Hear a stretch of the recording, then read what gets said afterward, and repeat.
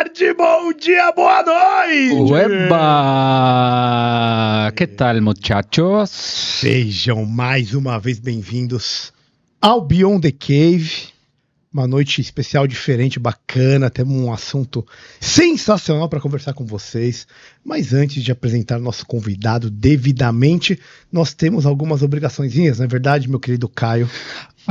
@Beyond the Cave, PDC, é isso que eu tenho para dizer para você. Onde nós está, criança? A gente tá em... Onde você quer que a gente esteja? Estamos em todos os lugares, no ar, na terra, nas águas, no Instagram, no Spotify, né, em todos os lugares. É só dar uma procurada, vai lá no Google.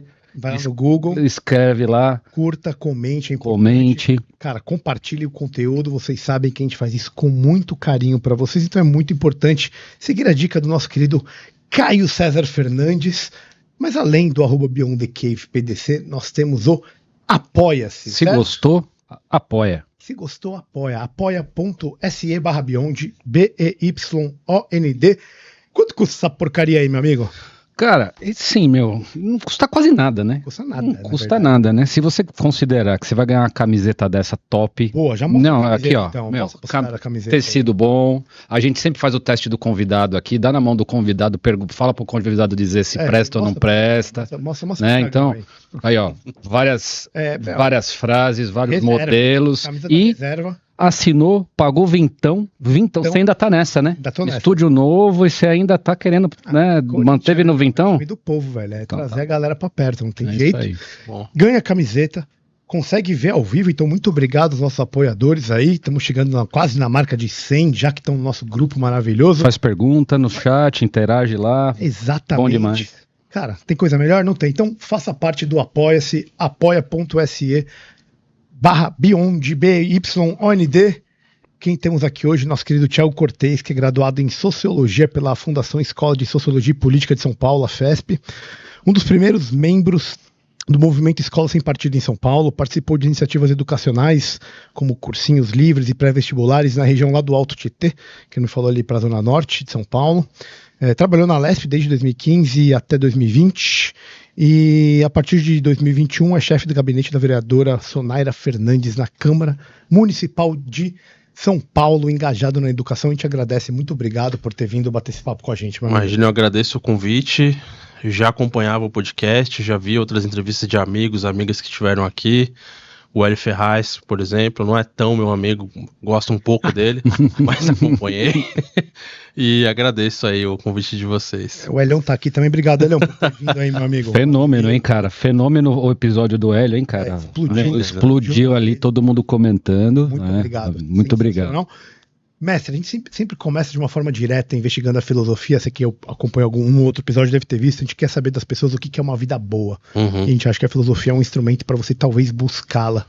E é óbvio que é uma pergunta abstrata e muito individual, mas Sim. pode servir de orientação para quem está nos ouvindo. O que é uma vida boa para você, meu velho? Olha, para essas questões eu sempre fico com as respostas dos antigos, né? Dos filósofos clássicos. Então acho que uma vida boa é uma vida pautada pela busca da verdade e da virtude, basicamente. Enquanto você buscar a verdade sobre quem você é, sobre o que é a realidade ao seu redor, você não vai cair em cilada. Enquanto você buscar a virtude, você também está se aprimorando para aquilo que, pelo menos, quem tem uma vida espiritual sabe, que é a busca de uma solitude, de uma serenidade no mundo que exige muito da gente, né? Que é uma cacofonia de ideias e vozes e coisas, e a gente precisa ter essa serenidade para enfrentar o mundo. Então eu diria que uma vida boa é a busca da verdade e da virtude. Assim, uma coisa que às vezes parece até não terrena, porque atingir isso ao seu 100% é algo... Não é. Talvez impossível, né? É como tem na Constituição Americana, né? Você tem direito de buscar a felicidade. De ser feliz é outra coisa. E quando você fala em virtude, a gente pode falar de um monte de coisa, mas o que você ranquearia, assim, como as virtudes principais que podem levar... A principal virtude, que é uma coisa que meu Deus, eu esqueci o nome do filósofo, mas que ele diz, né? É a virtude que vai desencadear a mudança para você poder desenvolver outras virtudes, é a coragem. que é a virtude que está em baixa no mundo de hoje, né? Para ser sincero, a gente tinha muito mais coragem nas sociedades antigas, sociedades guerreiras, as sociedades que se preparavam para o conflito, que entendiam que faz parte da vida em sociedade o confronto de ideias, o conflito. Hoje a gente tem uma sociedade que você tem safe space nas universidades, você tem gente que, isso me dá gatilho, você não pode falar. Então a coragem está muito embaixo. E é a principal virtude. Sem a coragem, você não consegue acessar as outras virtudes. Você vai precisar da coragem para ser verdadeiro, por exemplo. A busca da verdade exige que você seja corajoso, inclusive. Porque a verdade provavelmente não vai te agradar.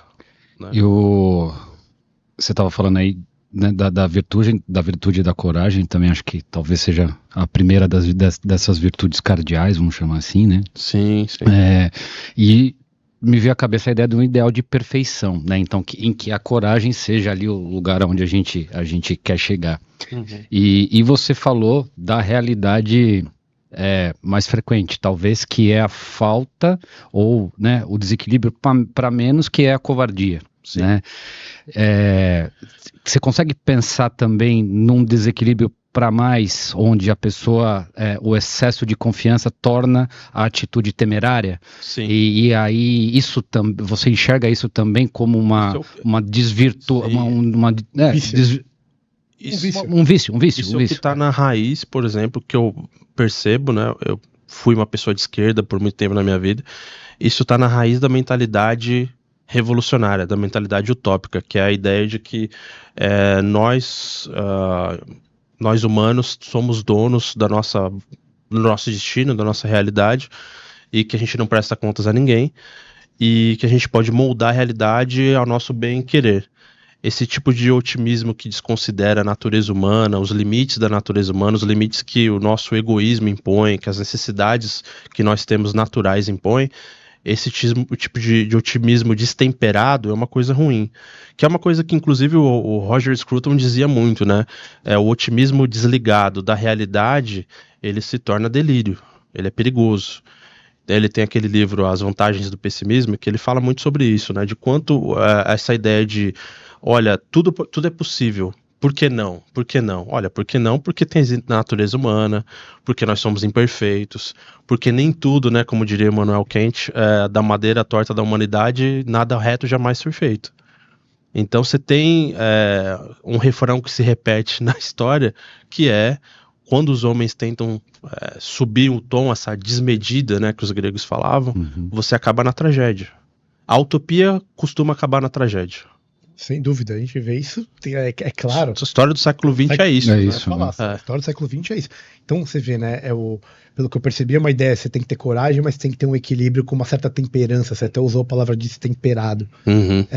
Temperança que também é uma virtude, né? Então, existe um equilíbrio, né? Tem virtudes que você usa para subir uma montanha, com a coragem, a resiliência, e tem virtudes que você usa para descer essa montanha. Exatamente. Como a temperança, a prudência.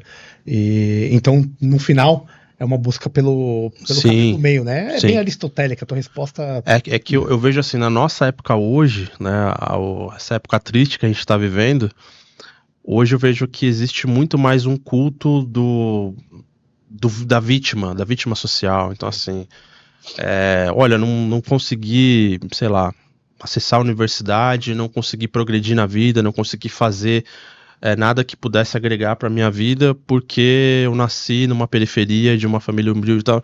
Na verdade, você não teve coragem de buscar, de ir atrás. É o que eu vejo muito isso.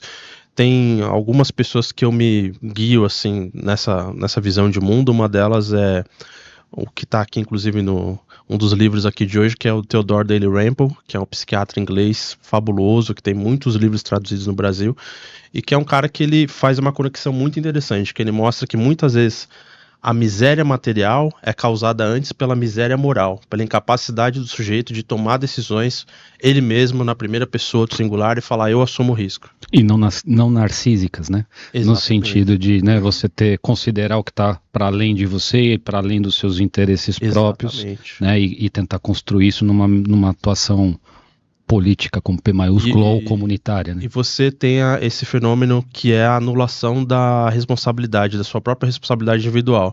Então o Dalrymple tem um livro que o título é A Faca Entrou.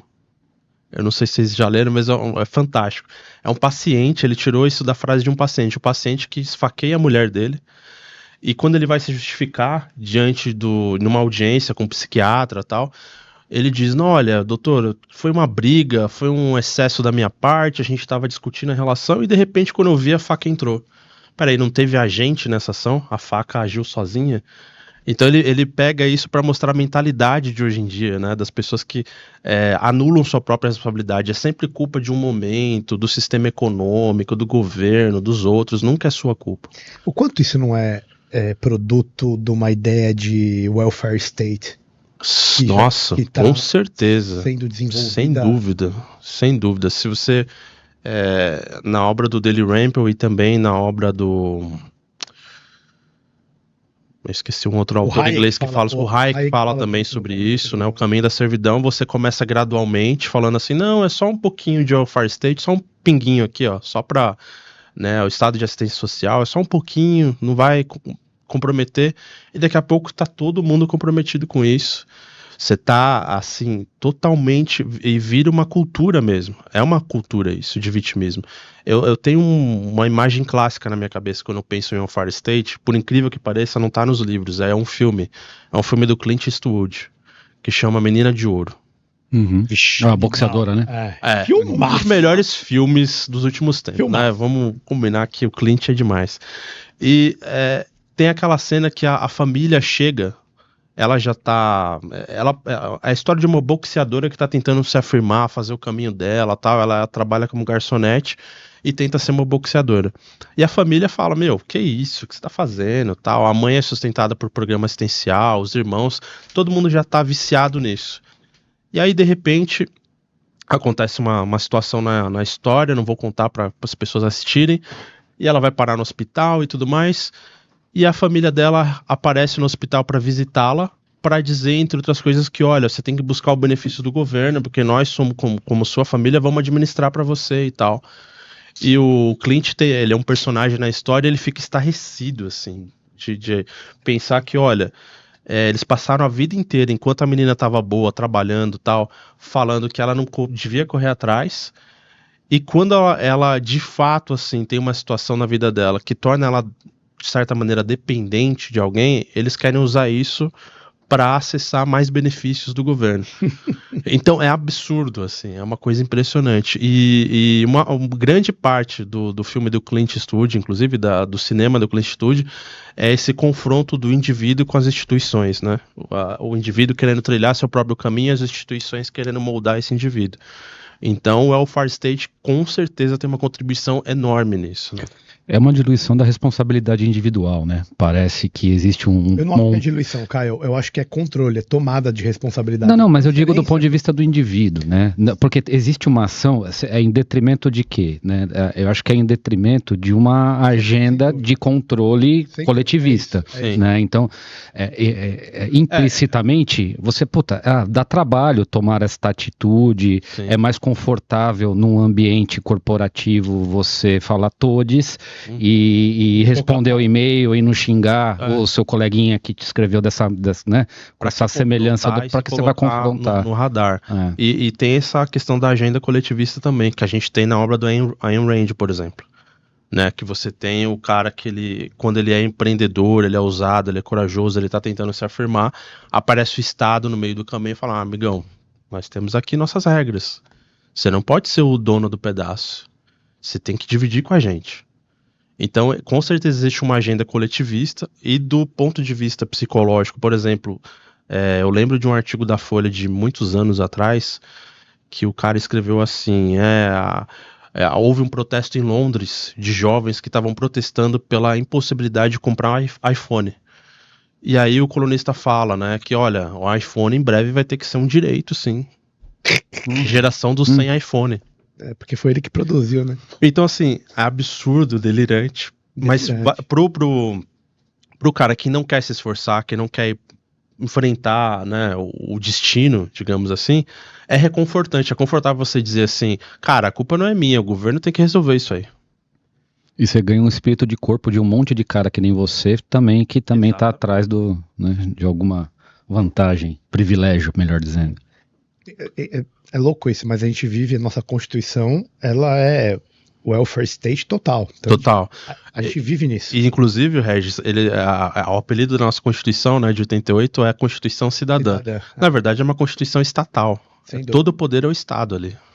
É isso. É por isso que eu digo, porque assim, a gente tem uma ideia aqui, a gente pensa, putz, como que o conservador pode, de uma certa forma, mudar isso? Porque a ideia nossa é essa, a gente vê que o negócio é grande demais, não que a gente falou que a gente vai ter que abolir o Estado, eu durante muito tempo pensei que tinha que abolir mesmo, que é o melhor caminho era esse, mas a gente precisa ter uma mudança, uma certa praxis para isso acontecer, e isso é uma coisa difícil da gente encontrar.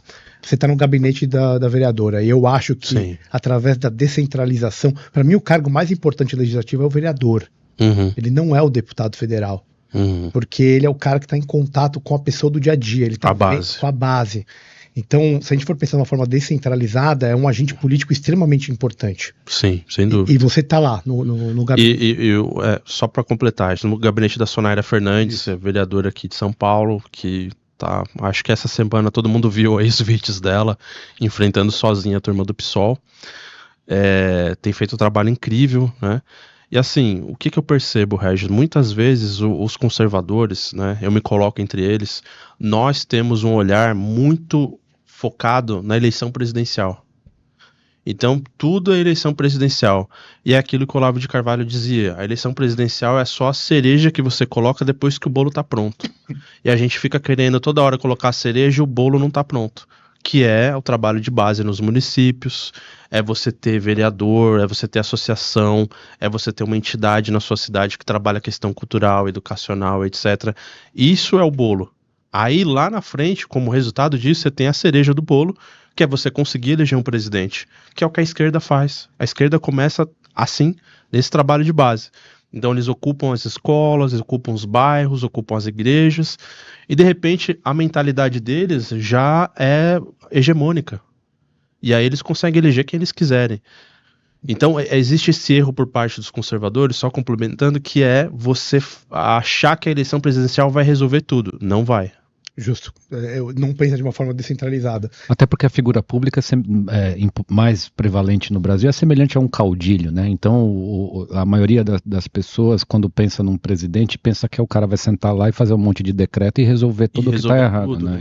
Ele é extremamente limitado. Uma ignorância de política, na verdade. Mas, bom, desculpa, por favor. Eu estava vendo aqui, assim, né?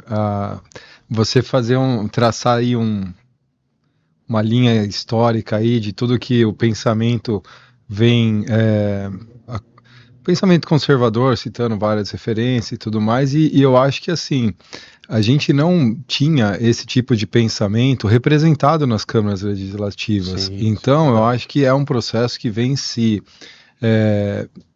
amplificando. Começou ali nas jornadas de 2010, 2012, o pessoal começar a ter acesso a alguma literatura mais conservadora, e isso tem se espalhado. Então eu fico feliz de saber que eu estou representado, né, pelo menos em pensamento, diante de um cenário tão combativo que a gente tem, né, nas casas de poder aí do país afora. Então, essa semana você citou o episódio com o PSOL, e foi uma batalha, de fato, travada ali, né? Então, eu acredito que saber que eu vou estar trabalhando e ao mesmo tempo vai ter alguém defendendo as minhas ideias dentro da casa do povo é uma vantagem, né? É uma coisa que vem mudando. E só para complementar, numa discussão sobre uma coisa que para nós conservadores é óbvia, que é se o mercado pode prover determinado serviço, por que não? Então, assim, a gente não está falando só que era o tema do debate dessa briga dessa semana, de privatização da Sabesp. A gente está querendo dizer o seguinte: se o mercado pode cuidar do saneamento básico, água tratada e esgoto, por que não? Óbvio. Porque o modelo estatal até hoje falhou. Nós temos mais de 90 milhões de brasileiros sem saneamento básico no Brasil. E o grande problema é que a discussão aonde importa, ela não é racional, ela é totalmente tribal, né? Se vocês verem os vídeos, teve gente que foi detida depois dessa discussão. Tentaram agredir, foram pra cima. Então, assim, aonde deveria ser o palco mais importante para uma discussão no mérito, para que todo mundo coloque seus argumentos e tal, é palco de confusão, de conflito, por quem não quer ouvir os dados, quem não quer a melhora daquele serviço. Então, assim, estar ali representando com seriedade, com conteúdo, né, é um trabalho que deve ser louvado, assim, eu acho que é por aí que a gente conquista espaços e cria esse bolo, né, que você estava descrevendo. Exatamente. Eu quero chegar na atuação prática, mas quando eu fiz a pergunta, eu queria complementar, porque assim, onde que eu quero chegar aqui? Eu vejo, por exemplo, a gente falando da direita, entre aspas, né, termo batido, mas para todo mundo entender. Você vê liberais, quando eles vão se comunicar, não conseguindo angariar a massa, porque eles estão sempre numa retórica do mercado. E essa retórica, ela chega num lugar, mas ela não conquista o espaço político necessário para você poder ir lá para frente e brigar e falar assim, temos aqui um partido liberal, alguém que está fazendo um negócio que realmente é liberal. O conservador, em vários momentos, ele passa uma ideia de uma superioridade arrogante, uma ideia de ser muito engomadinho e de elitista, e às vezes até retrógrado. Eu não estou falando que seja, mas estou falando como a massa enxerga a atuação política, entendeu? Como que a gente consegue mudar isso? E tem que mudar com uma questão simples. Eu vivo repetindo isso, que é uma coisa que eu falo quando eu me refiro à cidade de São Paulo especificamente. Que a gente está num processo na cidade de São Paulo de apagamento da nossa memória. Então, a gente tem um movimento muito forte de parlamentares da esquerda e do Ministério Público e de outras instâncias para tirar da cidade de São Paulo as estátuas que fazem referência aos bandeirantes, aos jesuítas, para ter um apagamento da nossa memória. E, tanto no nível individual como no nível coletivo, quando você perde a sua memória, o que acontece? Você perde a sua identidade. Memória é identidade, identidade é memória. Sem uma coisa, você não tem a outra. Então, assim, a gente está numa luta hoje contra a esquerda, principalmente de proteção da nossa identidade. E aí, quando a gente chega no movimento conservador brasileiro, muitas vezes a gente vai topar com figuras esdrúxulas, que, assim, muitos delas são meus amigos, inclusive, mas a gente tem esse debate, que é o seguinte, cara, você não tá na Inglaterra, você não é súdito da rainha. Você não toma cerveja quente, você toma cerveja gelada. Então, o conservador, muitas vezes, ele é mais Tory do que conservador. Ele começa nesse delírio da gravatinha borboleta, isso não tem nada a ver com o Brasil. Então, a gente precisa se apropriar da nossa tradição brasileira, da nossa tradição, da nossa origem, e se orgulhar disso, né? Assim, o Brasil é um país que as pessoas falam, nossa, mas... Pô, é aquela velha história que eu ouvi de professores de esquerda, depois eu comecei a ouvir de pessoas de direita também. Puxa, mas se a gente não fosse colonizado pelos portugueses, eu acho que teria sido melhor. Não. De onde se tirou essa avaliação? Entendeu? Então, assim, a gente se apropriar da nossa identidade, a gente entender com quem a gente está dialogando e a gente conseguir falar no coração das pessoas. A gente teve um grande autor... um cara, um vulto da nossa cultura, que era conservador e que conseguia ir muito além dessas barreiras da nossa caminho. Também. Mas eu ia me referir ao Nelson Rodrigues. Nelson Rodrigues, sim. Que é o meu herói. Romancista dos maiores. Um dos maiores dramaturgos, etc. O cara, um herói. E ele falava de vida real. Ele falava tanto para a empregada doméstica lá da zona sul do Rio de Janeiro que trabalhava na casa da patroa, como para a própria patroa. Ele falava de questões morais aplicadas ao cotidiano das pessoas. E tinha esse tom que você falou desse ceticismo, né? E era um ceticismo, né? É um ceticismo meio que iconoclasta, né? Então, assim, quando ele fala assim, pô, mintam por misericórdia, né? Isso é uma coisa que, né, é sensacional. Então, tem a comunicação, tem o choque e tem ainda o referente, né? Aquele está se referindo, né? Então, eu me recordo, Caio, quando eu era de esquerda, eu não me conformava com o fato do Nelson Rodrigues. Aí ele arrumou um emprego. Chegou o boleto. Todo mundo teve sua fase. Né? Quase todo mundo. Eu não tive essa porra, não, rapaz.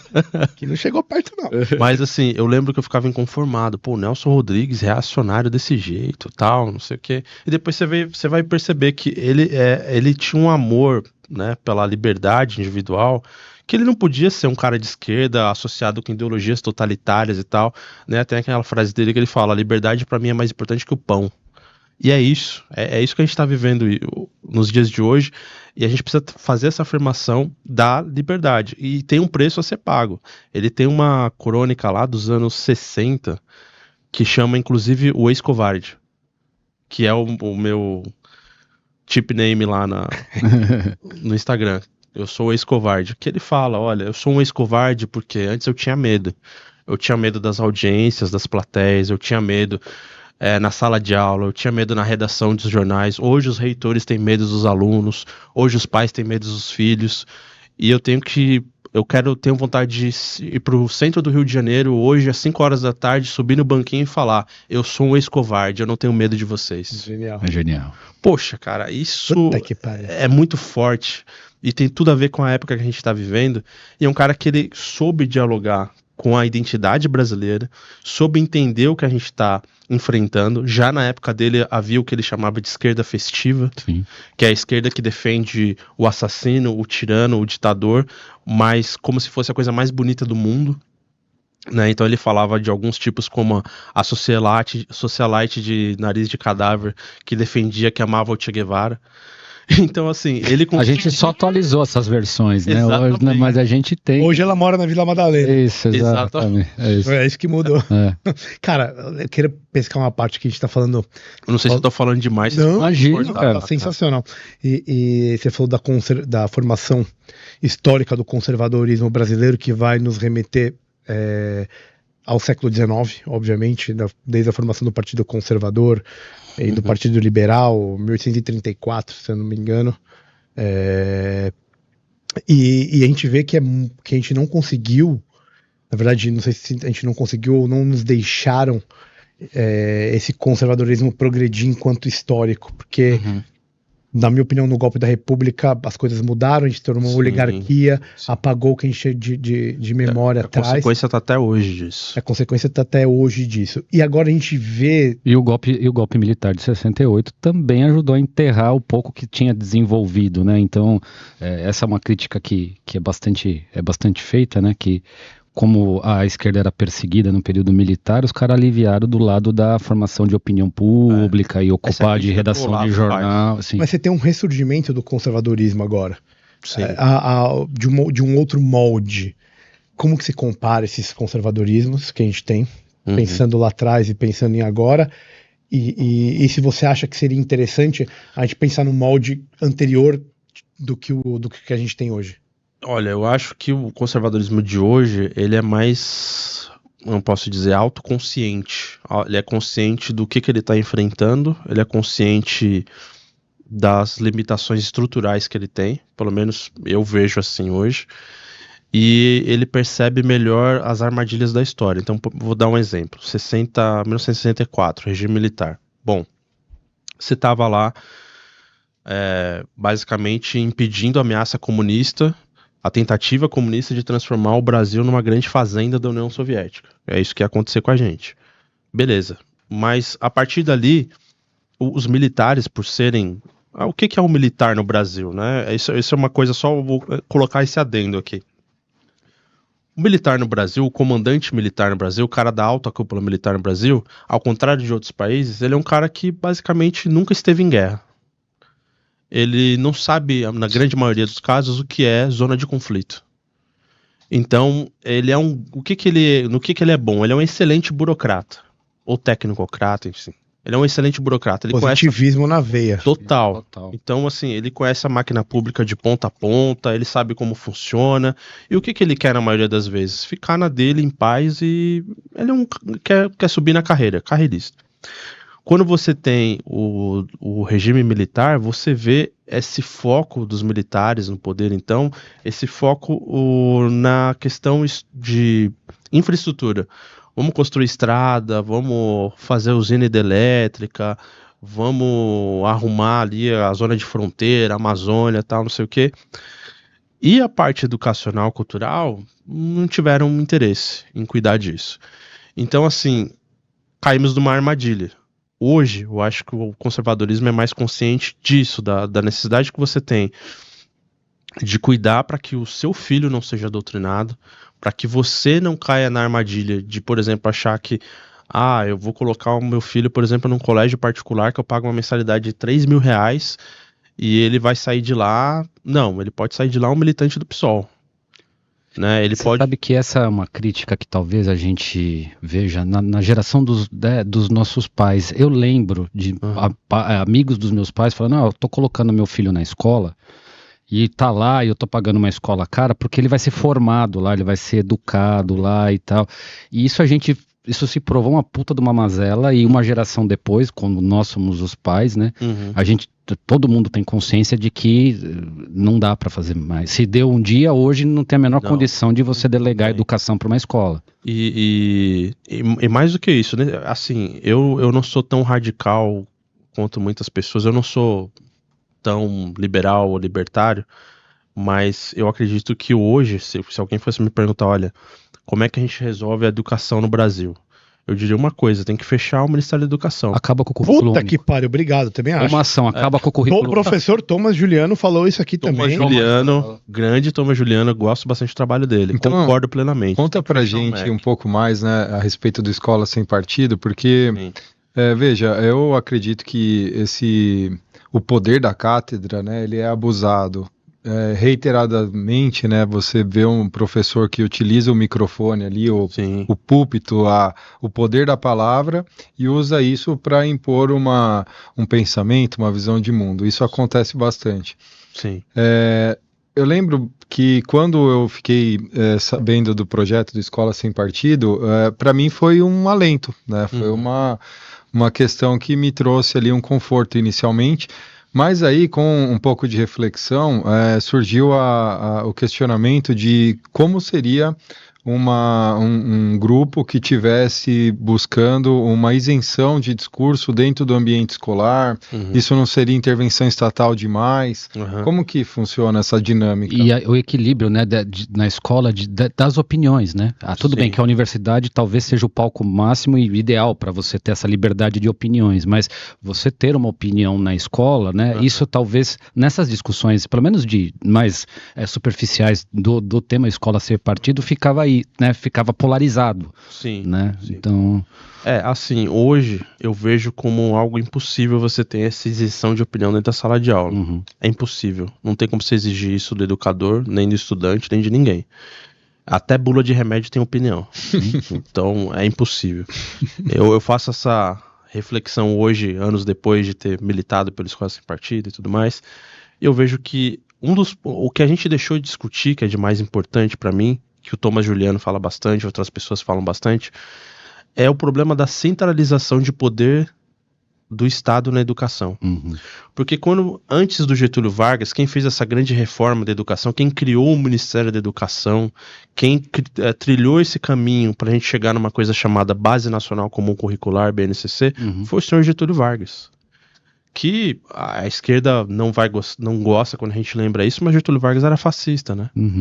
Então, assim, ele queria que realmente o Estado controlasse totalmente a educação, e os intelectuais ao redor dele, né, a turma da nova escola, que aprenderam muito lá com o senhor John Dewey nos Estados Unidos, eles queriam que o Estado fosse, basicamente, tivesse o monopólio da educação, porque eles entendiam que o Estado devia tomar para si a missão de criar uma comunidade de pessoas que pudessem ser autônomas em relação a tudo aquilo que elas viveram antes, a história delas, etc, etc. Parece muito bonito no papel, mas para isso você tem que afastar a família, afastar a comunidade, afastar a igreja.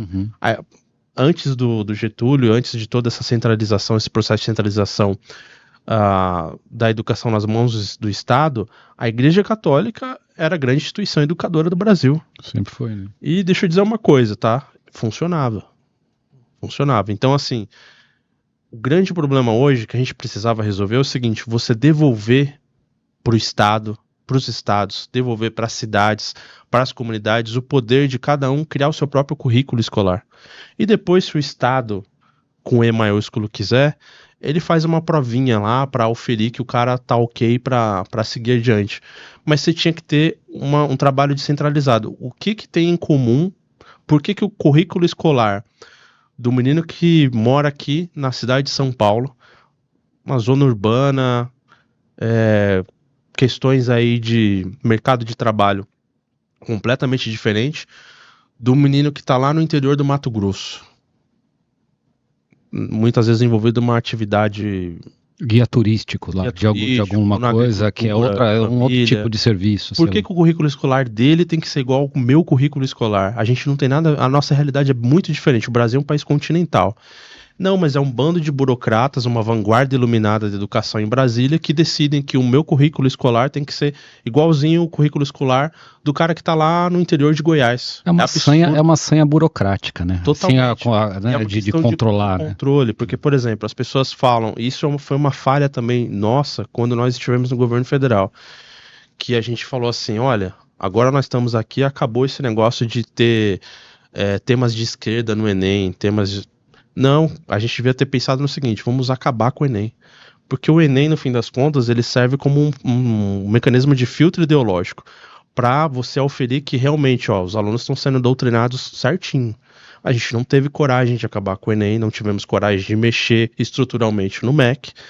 A grande sacada seria uma intervenção no MEC, você fazer um pente limpo ali, ver o que tinha acontecido antes em termos de dinheiro, fundações atuando ali dentro, e aí você poderia recuperar um pouco de autonomia.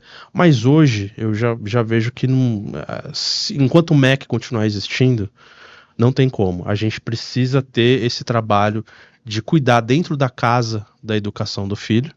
É claro que nem todo mundo pode parar a vida para educar seu filho, mas assim, você complementar, você ajudar, você mostrar que tem outros autores, outras coisas, que é a minha experiência de vida, né? Então assim, eu fiz sociologia, durante o meu curso de sociologia, eu fui descobrir Olavo de Carvalho, que eu odiava.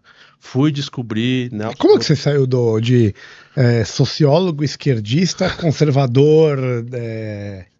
Até na vestimenta aí. Não, eu ia vir de bermuda hoje, em homenagem ao João Mena, mas não deu tempo de passar em casa e trocar. Mas assim, eu tive um processo realmente que foi muito diferente, né? Normalmente acontece o seguinte, o jovem ele é razoavelmente conservador por causa da família, influência de casa. Quando ele vai para a universidade, despiroca e sai de lá desconstruidão. Eu já era meio desconstruidão antes da faculdade. E a minha vontade era de me tornar um quadro intelectual dentro do curso de sociologia que pudesse ajudar nas tarefas do grupo político que eu pertencia, as tarefas de mudança política no Brasil, né?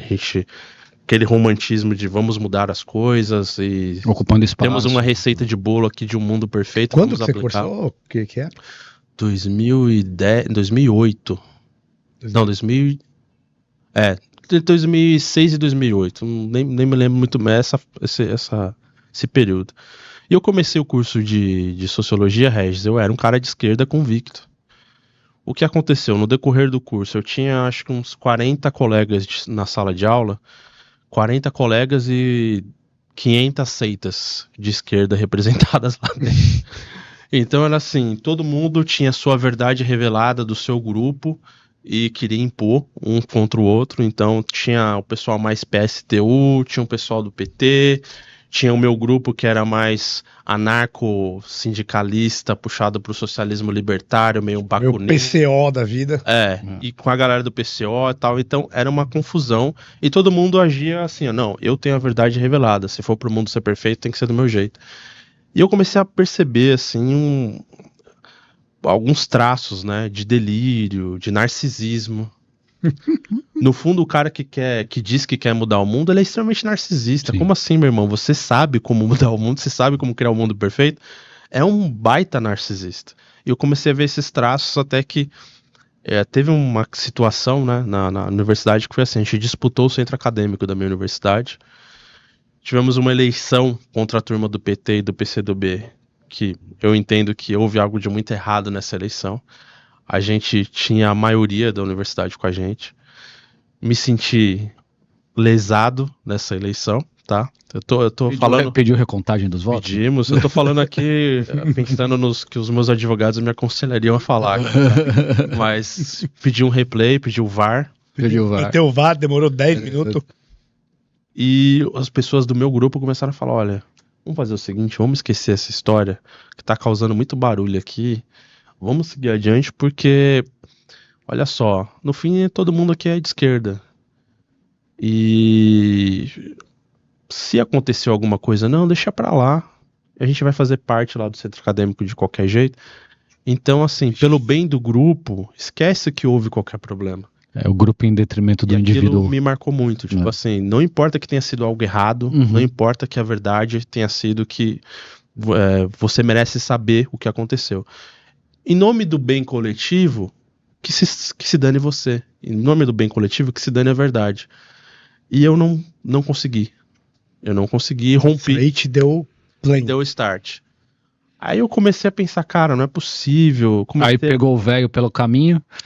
Peguei. O sino. Aí fudeu. Eu fazia parte de uma. Aqui todo mundo, pela idade, acho que lembra do Orkut. Eu fazia parte da comunidade Eu Odeio Olavo de Carvalho. Eu não lembro o que é Orkut. Então eu frequentava essa comunidade e eu ficava falando, meu, que velho maluco. Foi aí que a gente começou a ficar infeliz, né? Segundo o Xandão. A gente era feliz antes das redes sociais. Agora não mais. Começou a ficar triste. Aí veio o Orkut e a gente começou a ficar triste. E aí, e ali eu comecei a ter uma certa curiosidade. Mas eu falei, o que esse cara fala tanto, né? Eu vi um vídeo, antes não tinha YouTube, né? Assim, como hoje em dia você encontra tudo no YouTube, não tinha isso. Eu vi um vídeo ou outro do Olavo, fiquei curioso. Caiu na minha mão justamente o que eu considero o melhor livro do Olavo, Jardim das Aflições. Mas não é um livro introdutório, assim, né? Porque ele arregaça o professor, né? Sim. E aí eu comecei a falar, caramba, peraí, ele não é um idiota. Tem coisa aqui que faz sentido. E aí começou a minha longa jornada. Na época, eu tenho que fazer menção aqui, pagar pedágio para um cara que hoje talvez não seja tão próximo ideologicamente de mim, mas que me ajudou muito na época, que foi o Luiz Felipe Pondé.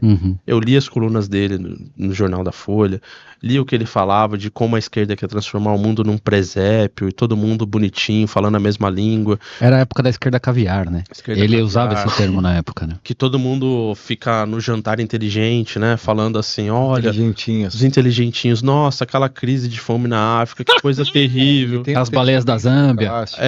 E ao mesmo tempo assim, bom, como a gente resolve a crise na África? Não, o mercado que pode resolver? Não, vamos mandar dinheiro lá para as ditaduras. Então, assim, no jantar dos inteligentinhos é aquela coisa que hoje a gente fala que é aquela exibição pública de virtudes, né? Então, aquela coisa assim de você dizer, olha, eu me preocupo, sobe uma hashtag no meu perfil, estou preocupado, tal.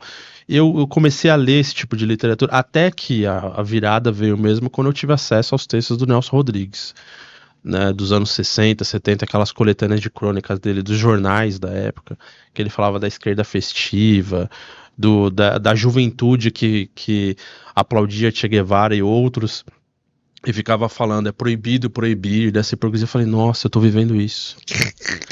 Então, assim... Não mudou desde aquela época, né? No meu 4º ano de universidade, eu tentei, mas já não conseguia me ver como alguém de esquerda. Aí foi um processo doloroso, tá? Não é que assim, eu saí da universidade, vamos lá, Bolsonaro. Não, foi um longo processo. Tive dificuldades imensas. E acabei percebendo, na verdade assim, o que eu digo não é que eu me tornei conservador, eu descobri que eu era conservador. Porque quando eu pensava assim, olha, tem princípios morais acima da lealdade de grupo, eu já estava sendo conservador. É isso que o Roger Scruton fala sobre como que o cara se torna conservador. Ele se descobre conservador. Engraçado isso, né? Então, inclusive fica a dica para quem tá ouvindo a gente. Tem entrevista do Bruno Garchagen com o Roger Scruton e o Roger Scruton explicando pra ele exatamente isso, cara, que ele se descobre conservador. Você descobre, entendeu? O próprio Roger Scruton, ele disse que ele estava em maio de 68 em Paris, quando tudo começou a acontecer, e ele ficou assim, peraí, por que eu deveria apoiar isso? Esses estudantes aqui são todos burgueses, estão virando carro na rua, pra quê? Ele não conseguia, não tinha uma finalidade em maio de 68. Tanto que no mês seguinte, tudo voltou ao normal e é como se não tivesse acontecido. E aí ele descobriu também ali que, olha, na verdade eu acho que eu não sou tão de esquerda quanto eu imaginava. E também foi um dilema pro Roger Scruton, pessoal, né? Porque o pai dele era socialista e tal. Então... sempre tem essa disposição conservadora, né, que é sempre contra alguma coisa, né? O Burke também passa também por né? por um posicionamento também num momento de crise, assim, mas você estava falando do Pondé, né, e falamos aqui também já disso.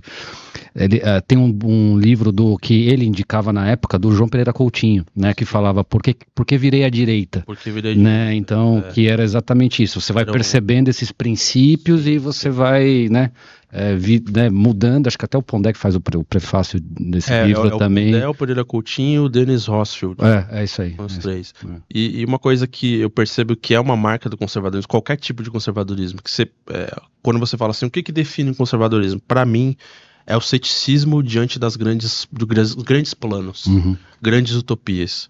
O cara que chega, não, olha, tem aqui uma vanguarda iluminada, tem um pessoal que está estudando dentro da Torre de Marfim, a gente tem uma ideia de mundo perfeito. Então, assim, e aí, no mundo prático, você vê como isso desmorona rápido na economia. Da ideia para a linguagem já modifica. Já modifica, muito. E da linguagem para a prática você já tem um outro caminhão. E isso é interessante, né? O Olavo, ele dizia uma coisa que depois eu fui perceber e falei, cara, é verdade. O Marx, por exemplo, na obra dele, ele falava muito mais das contradições estruturais do capitalismo, que são visíveis, dos problemas do capitalismo, que a gente pode enumerar aqui, tudo bem. Ele falava muito pouco sobre como de fato seria a sociedade comunista. Completamente desconstrutivo. Exatamente, disruptivo. Olha, eu acho que tá tudo errado aqui. Tá, mas o seu plano? Então, eu quero colocar todo mundo junto, igualdade, direito para todo mundo. E vai dar tudo certo. Eu lembro de uma frase do Olavo que ele fala assim, você pega a obra inteira de Marx, tem 100 livros, você vai achar lá 15 linhas da proposta do que ele quer fazer depois de destruir tudo que tinha antes. Ele é tipo o João Kleber dos livros, fica ali enrolando.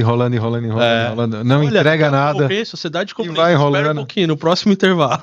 Não, e assim, uma coisa do Marx, ele dizia, não sei se foi no Capital ou no Manifesto, ele falava assim, olha, eu quero uma sociedade em que o cara possa se dedicar a atividades intelectuais pela manhã, ser um professor. Tocar, não sei o que, um instrumento, pescar. Né? Exatamente. De tarde ele pode fazer uma atividade manual, ele pode pescar, cuidar do rebanho. Mas aí você pensa o seguinte, mas enquanto está todo mundo nas atividades intelectuais, quem é que está querendo limpar o cocô do gado lá? Quem é que vai cuidar dos peixes? Quem é que vai alimentar? Quer dizer, enquanto você está brincando de fazer atividade intelectual, quem é que está garantido que o seu café chegue para você? O diagnóstico... Numa sociedade igualitária, quem vai morar de frente para o mar? Quem vai fazer né, a distribuição dos bens e de tudo que a gente constrói? Né? E em relação ao igualitarismo também, o que eu penso hoje, que eu assim, e é uma coisa que é interessante. Hoje eu me considero um conservador meio libertário. Então, antes eu achava simplesmente que o igualitarismo era impossível, a igualdade total é impossível. E esse era o meu ponto. Não, isso não é possível, como você falou, não dá para morar todo mundo em frente ao mar. Hoje, além disso, eu acrescento, é absolutamente imoral. Acho que ele vai entrar pro nosso partido, dos Saquaremas, como é que era? Saquaremas anárquicos. Saquaremas anárquicos. Excelente nome. Mas eu não entendi seu ponto, desenvolve. Além de ser impossível do ponto de vista prático todo mundo morar em frente ao mar, é imoral. Por quê? Porque no fim do dia teremos pessoas na sociedade que trabalharam mais, que se empenharam mais, se esforçaram mais e que deveriam ter condições de comprar uma casa em frente ao mar. E outros não. Outros não merecem morar de frente ao mar. Essa é a teoria libertária porque o imposto é roubo e é algo coercitivo. É exatamente essa teoria. Sim. Eu não sou obrigado a compartilhar nada se eu conquistei com o suor do meu trabalho. Tá, que é a propriedade privada. Então, eu vejo como algo absolutamente imoral hoje em dia. Concordo, mas eu queria, a gente tá bem abstrato, eu quero ir para uma coisa prática. Você tá lá no gabinete, pau tá torando, tá chegando a eleição agora, meu velho. Sim. Né? Uma eleição difícil. Chave, difícil, muita coisa tá acontecendo. Eu queria que você, primeiro, discorresse um pouco de como hoje você enxerga a Câmara Municipal, do ponto de vista de visão política como um todo, e o que acontece ali dentro. E o que você acha que isso pode acontecer nesse curto prazo pós-eleição? Como que você vê essa balança? Para que lado que você acha que ela está indo? Olha, uma pergunta muito interessante, Regis, porque eu penso que o que for acontecer em São Paulo em outubro vai determinar o que vai acontecer no Brasil em outubro de 2026. Então, o que acontecer em São Paulo agora vai determinar grande parte do caminho que a gente vai traçar em outubro de 2026. São Paulo não é só a maior cidade do Brasil, é a verdadeira capital do Brasil. Sem dúvida.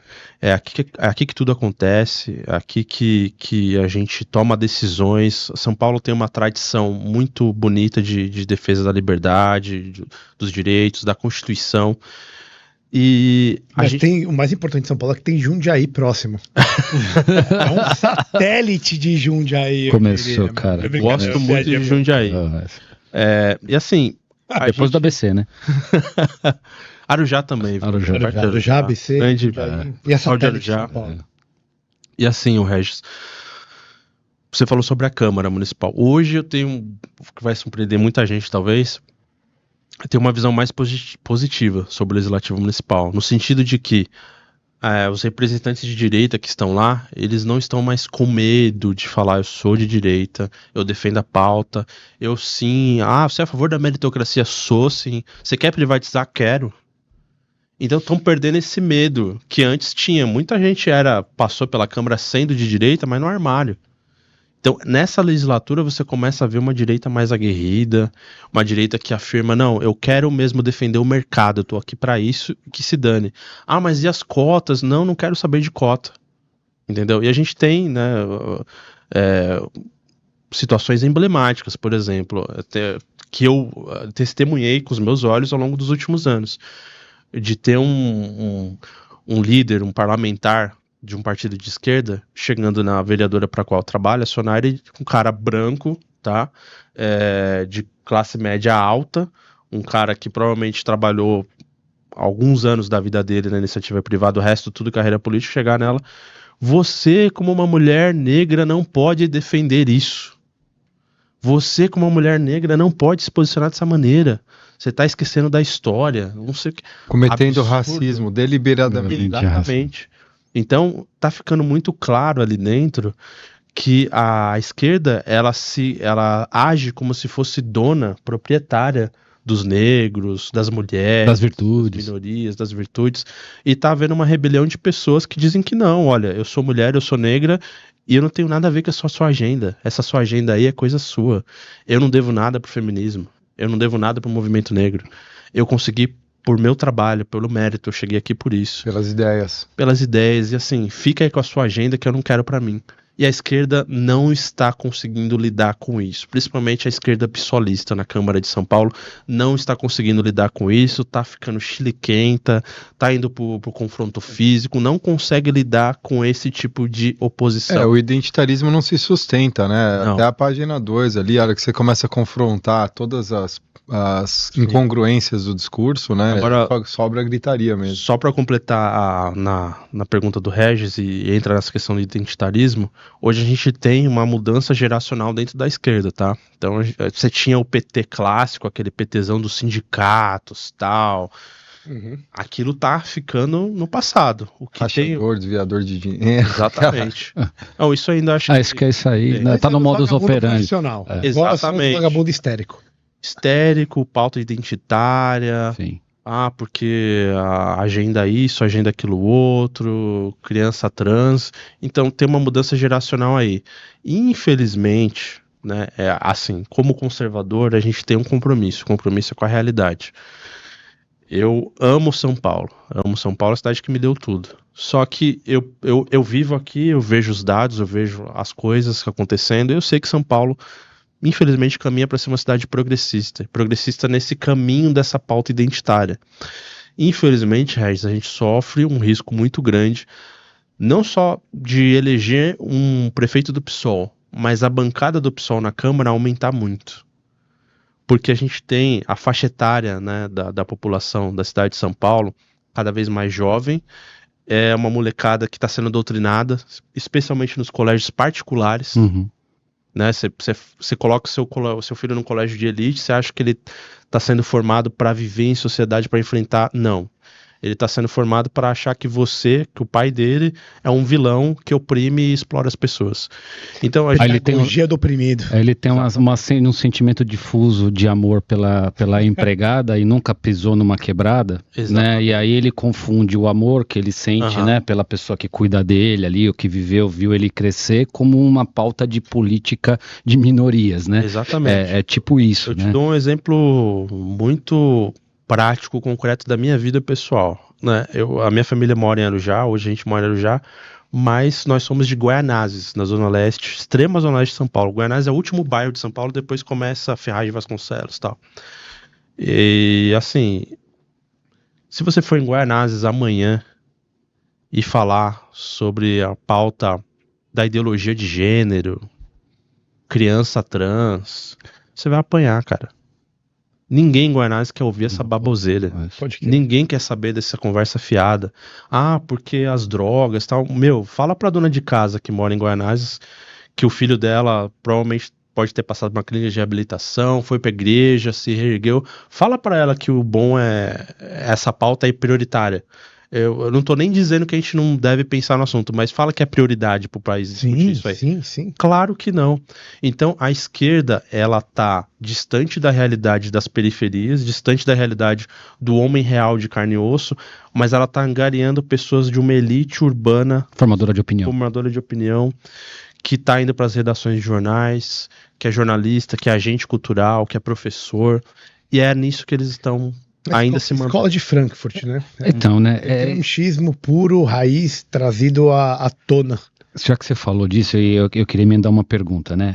A escola de Frankfurt, especialmente a primeira geração, assim como, né, no marxismo que a gente falou, e às vezes até você pode até comparar com, por exemplo, Lutero, no sentido de que eles acertam um diagnóstico, mas propõem um jeito de fazer que não funciona. E aí a curiosidade que eu tenho em relação à distribuição da Câmara são os fatores de pressão que determinam essa composição. Então eu queria que você falasse um pouquinho de o quanto que o fator Tarcísio influencia nisso, no sentido de quebra de uma política de governo de Estado de longo tempo do PSDB, e o quanto que essa cultura woke também ajuda. Então são dois fatores que provavelmente ajudam a compor essa bagunça, né, e essa mistura aí que a gente está tentando entender. Olha, sobre cultura woke eu podia falar 2 horas aqui, mas eu vou comprimir. Mas eu vou começar pelo Tarcísio. Vou te dar um exemplo prático também de como afetou a Câmara de São Paulo. São Paulo até, acho que na época do Dória, 2016, tinha, salvo engano, 6 ou 8 vereadores do PSDB. Acho que eram 8. E aí, o PSDB, aquela coisa. Hoje, sabe quantos vereadores sobraram do PSDB na Câmara de São Paulo? Nenhum. Quem tinha mandato durante o mandato agora, trocou de partido. Tá indo pro MDB do Ricardo Nunes, tá indo pro PL. O PSDB não tem bancada hoje na Câmara Municipal de São Paulo. Eu acho fabuloso. E eu agradeço a Deus todos os dias, porque o Fernando Henrique Cardoso ainda está vivo, e ele pode ver o partido dele desmoronado do jeito que tá. Então, assim... Condenado à insignificância. Condenado à insignificância. Que bom que ele tá vivo e ele tá podendo ver que o teatro de tesouras acabou. Né? Então, assim, ele não consegue mais se reerguer a partir daí. Então, o PSDB acabou, em termos institucionais, etc., mas aí existe uma questão, né? Muita gente fala do Tarcísio, porque o Tarcísio não é realmente conservador, porque ele não tá batendo na pauta, sei lá, dos costumes, porque isso, aquilo, outro. Ok, mas assim, quando o Tarcísio... Pergunta em Goianazes. Isso. Porque ele tá preocupado só com a Cracolândia, transporte, não sei o que. Sim, segurança pública. Pergunta pro morador de Goianazes se isso não é bom. Não é isso que tem que ser feito? Ou pro cara do Guarujá lá. Exatamente. Então, assim, às vezes o conservador também, ele se desliga um pouco da realidade da vida prática, a gente precisa estar enraizado na realidade, senão a gente começa a delirar. Então, assim, o Tarcísio nunca se colocou como um cara assim, não, eu sou o conservador do movimento. Não, ele não é de esquerda, ponto. Já tá muito bom pra gente. Tá muito bom. E às vezes as pessoas ficam cobrando porque a gente tava acostumado com um governo Bolsonaro em que tudo que você ia fazer de enfrentamento com a esquerda, você anunciava antes no Twitter. Uhum. E hoje não. Você tem uma maneira diferente de fazer as coisas. Por exemplo, não sei se mais inteligente até, né? Porque vai ficar anunciando o que você vai fazer. Mais hábil politicamente. Eu não sei se as pessoas sabem, por exemplo, o Caio Regis, que nas escolas estaduais hoje, o Tarcísio emitiu uma circular, né? O FEDER, mas o governo Tarcísio emitiu uma circular. FEDER é muito bom, hein, meu? Que você não pode dentro da sala de aula colocar qualquer tipo de material, passar qualquer tipo de material, exibir qualquer tipo de material audiovisual, ou levar qualquer tipo de livro didático, porque é o que muitos professores faziam. Vou trazer aqui hoje, sei lá, não tá no currículo, mas eu vou trazer hoje aqui o livro do Eric Hobsbawm, pra gente compartilhar em sala de aula. A Era dos Extremos. A Era dos Extremos. Pô, o Hobsbawm, eu ainda vou te falar, ele era intelectualmente honesto. Quando perguntaram pra ele, mas o Stalin matou não sei quantos milhões de pessoas, mesmo assim você acha que valeu a pena? Ele fala, sim, eu acho que era isso. Então ele é intelectualmente honesto. Mas, pô, em sala de aula, e aí tem essa circular. Só que assim, ninguém foi pro Twitter dizer, amanhã estamos batendo, tal. Não, só aconteceu e tá rolando. Então eu acho muito mais hábil, como você disse, mais inteligente, mais sofisticado. Não precisa ficar trombeteando pro mundo inteiro o que você vai fazer. A gente que tá do lado de fora é que tem que fazer essa guerra cultural. A gente tem que fazer esse confronto diário de ideias, né? Inclusive, o motivo de eu ter escolhido a área de ciências sociais, né, em detrimento de outras. Por que ciências humanas? Porque já que a gente é tão prático. Por quê? Porque, no fundo, o que eu vejo, e cada vez mais, o mundo não é governado por um sistema econômico, o mundo não é governado pelos meios de produção, o mundo é governado por ideias. Nós estamos numa intensa e constante disputa de ideias. É isso. Então a gente precisa promover esse mercado de ideias do nosso lado. A gente precisa estar engajado nisso. E entra nisso que você falou, que a esquerda consegue muito bem fazer, que é a cultura woke, que está no cinema, que está nas séries, que está na TV. Conteúdo woke, né? Então a gente não tem um conteúdo, talvez, o que conservador. No fim das coisas? É simplesmente a narrativa. Não.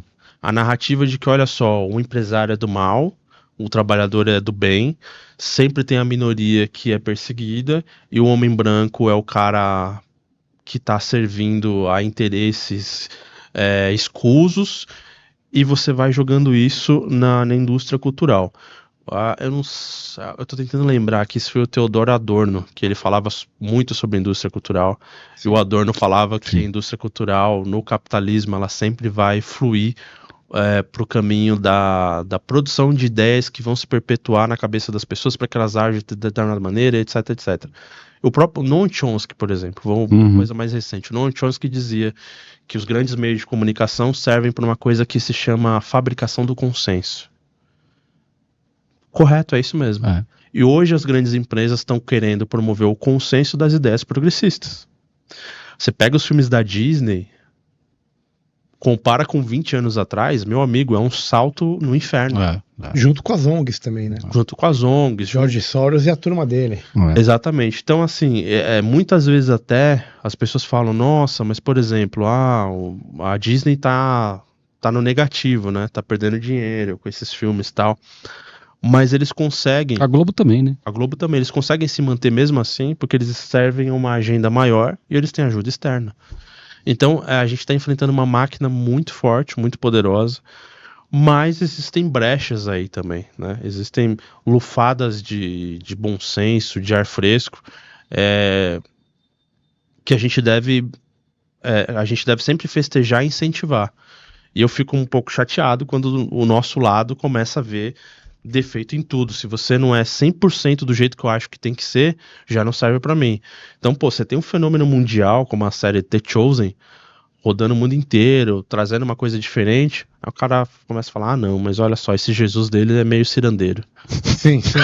Cara, queria pegar um... Vai dar meia hora, né? Vai dar meia hora. Brincadeira. Queria pegar aí um frame. E o Milley, por exemplo. Aí tem o Milley que surge, por exemplo. Aí tem uns caras que também tem o mesmo isso. Aí começa a falar, não, mas isso aí é meio louquinho. Ou você não ele conversa com o cachorro. Tudo bem, cara, né? Não era quem que era que conversava com os passarinhos? Era o... O ditador da Venezuela, cara. Maduro? Maduro. Ele recebeu o espírito do passarinho. Ele conversava com o passarinho, né? Com o passarinho dele. Né? E a Janja conversa com a anta, né? Não, e assim, o que eu vejo hoje, Caio, que é uma coisa que a gente tava falando no começo, o conservador, muitas vezes, ele tá desligado dos hábitos e costumes das pessoas. Ele foi por um caminho assim de torre de marfim um pouquinho também, que é o que a esquerda sempre teve na torre de marfim. Aí de repente a gente começa a fazer esse caminho também. Porque assim, não tem problema de você ser extravagante. Ó, vou dar um exemplo aqui que todo mundo conhece, Winston Churchill. Uhum.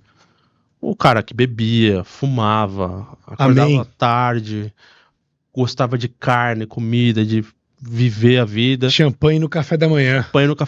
Ele livrou, de certa maneira, livrou o Ocidente do Império Nazista. E aí? Ah, não, puxa, o Churchill não usava calça, usava bermuda. Ah, o Churchill, a mulher do Churchill pintava a unha de vermelho, que vagabunda. Então, assim, não dá. A gente tem que aprender a lidar com a extravagância dos indivíduos. Se eu defendo a liberdade individual, meu amigo, eu preciso saber lidar com a extravagância que vem da liberdade individual. E pleitear a discussão dessas pautas que são de interesse comum, comunitárias. Por exemplo, a discussão do fim da escravidão é uma pauta conservadora. Exatamente. E viveu 90 anos, hein?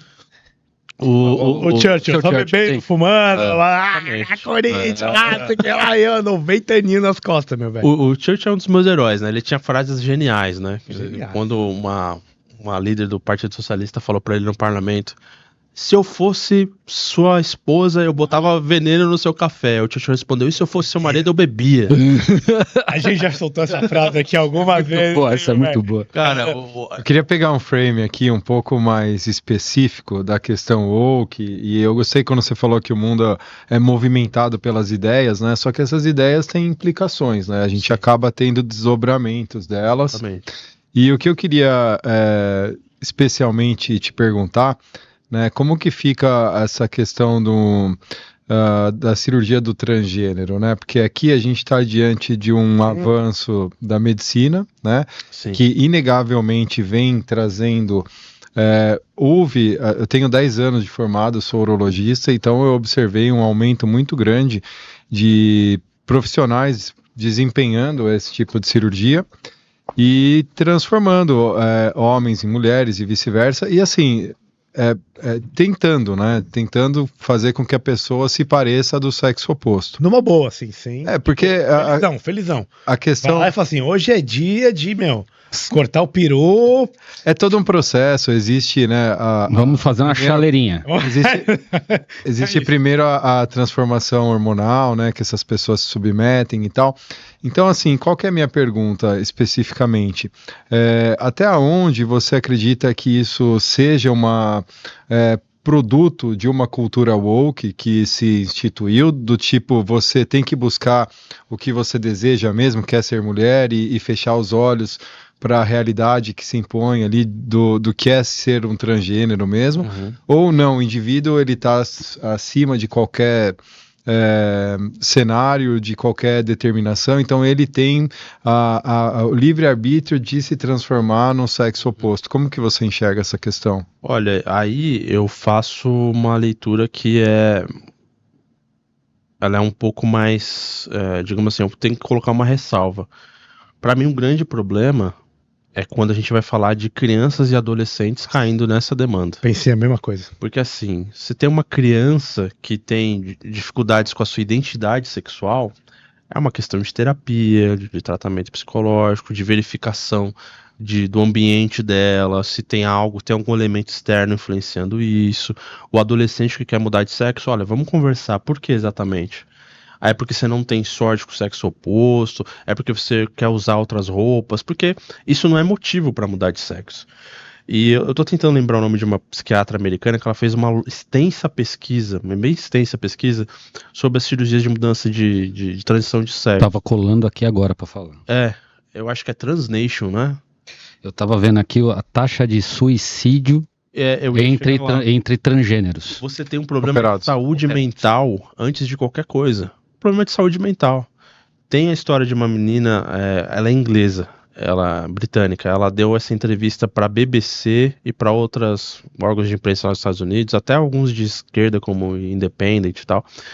E ela falou, olha, eu fiz a cirurgia de transição quando eu tinha 15 anos, passou por um período da vida dela de dependência química, uso de drogas, dependência de bebidas, depressão crônica fortíssima, tentativa de suicídio. Lá para os 25 anos de vida, ela falou, eu fiz besteira, eu quero voltar atrás. Ela falou, tudo que eu queria era alguém do meu lado, um adulto, alguém mais maduro para dizer, na hora que ela estava decidindo por fazer a mudança, falar assim, olha, talvez não seja a hora, espera mais um pouco. Vamos conversar mais sobre isso. Tem um estudo que fala que acho que 80% das pessoas que passam por isso, depois elas se descobrem que são homossexuais. Ponto final, que não é uma questão de transição de gênero, não. Eu acredito que assim, a patologia ela sempre existiu, né? E quanto mais a população cresce, maior a incidência desse tipo de patologia. E ela merece um cuidado multidisciplinar. Só que até onde chega o meu conhecimento hoje em dia, eu acredito que esse procedimento deveria ser proscrito, não deveria ser realizado. Eu ia te perguntar isso, mas até mais pessoal, se você se sentiria confortável de indicar, não de fazer, porque, bom, se você tivesse a técnica específica, imagino que tem uma técnica específica, mas de você indicar a cirurgia, você se sentiria confortável? Então, na verdade, eu acredito que todos os distúrbios psiquiátricos, eles são tratados com medicamentos e psicoterapia, como você falou, né? E quando aquele indivíduo se descobre com alguma disforia de gênero e vai buscar auxílio profissional, ele vai ter que passar por essas etapas e vivenciar toda esse drama de maneira com as ferramentas que a gente dispõe. Por que eu sou contra a cirurgia de redesignação de sexo? Porque, inicialmente, você não vai conseguir atingir o objetivo que é se tornar do sexo oposto. Você vai continuar sendo uma pessoa daquele sexo. Não, você vai ser um homem sem piroca. Com modificações no seu corpo e que são irreversíveis. Esse é meu ponto. Né? Então, a questão da irreversibilidade é o que pega. Se você tiver um arrependido, você não tem que entregar para ele. Não há antídoto. Né? Era isso então, que eu vejo que a questão é criterioso, a indicação é criteriosa, eles fazem um acompanhamento bastante prolongado. Tem a questão hormonal também que é utilizada, mas no final das contas a pessoa pode estar sugestionada por um ambiente que incentiva falando, não, você está certo em... Ambiente de sugestão e um quadro de reversibilidade. Eu dei um Google rápido aqui e falando da suicídios entre transgêneros. Tem um estudo de 2014, de 22 e de 23, notícias no G1. Tem um estudo, Caio, que o Jordan Peterson citou recentemente. É alarmante, tá, o que eu vou dizer, mas ele citou, acho que no final do ano passado, enfim, a taxa de suicídio na comunidade trans, entre as pessoas que fizeram, ela é maior do que a taxa de suicídios de judeus nos campos de concentração. Aqui eu vi, nesse estudo aqui, 66%, quando você compara a população, por causa dessa irreversibilidade, 66% e 31%, um terço dos que não se tentam suicídio, tem pensamentos recorrentes em se matar, cara. Então, o impacto dessa agenda, né? Sim, e lembrando que isso, quando o doutor Alexandre, maravilhoso amigo, fala de reversibilidade, ele não está falando só da cirurgia, não. Você pega uma criança e dá hormônio para ela, você também está falando de reversibilidade.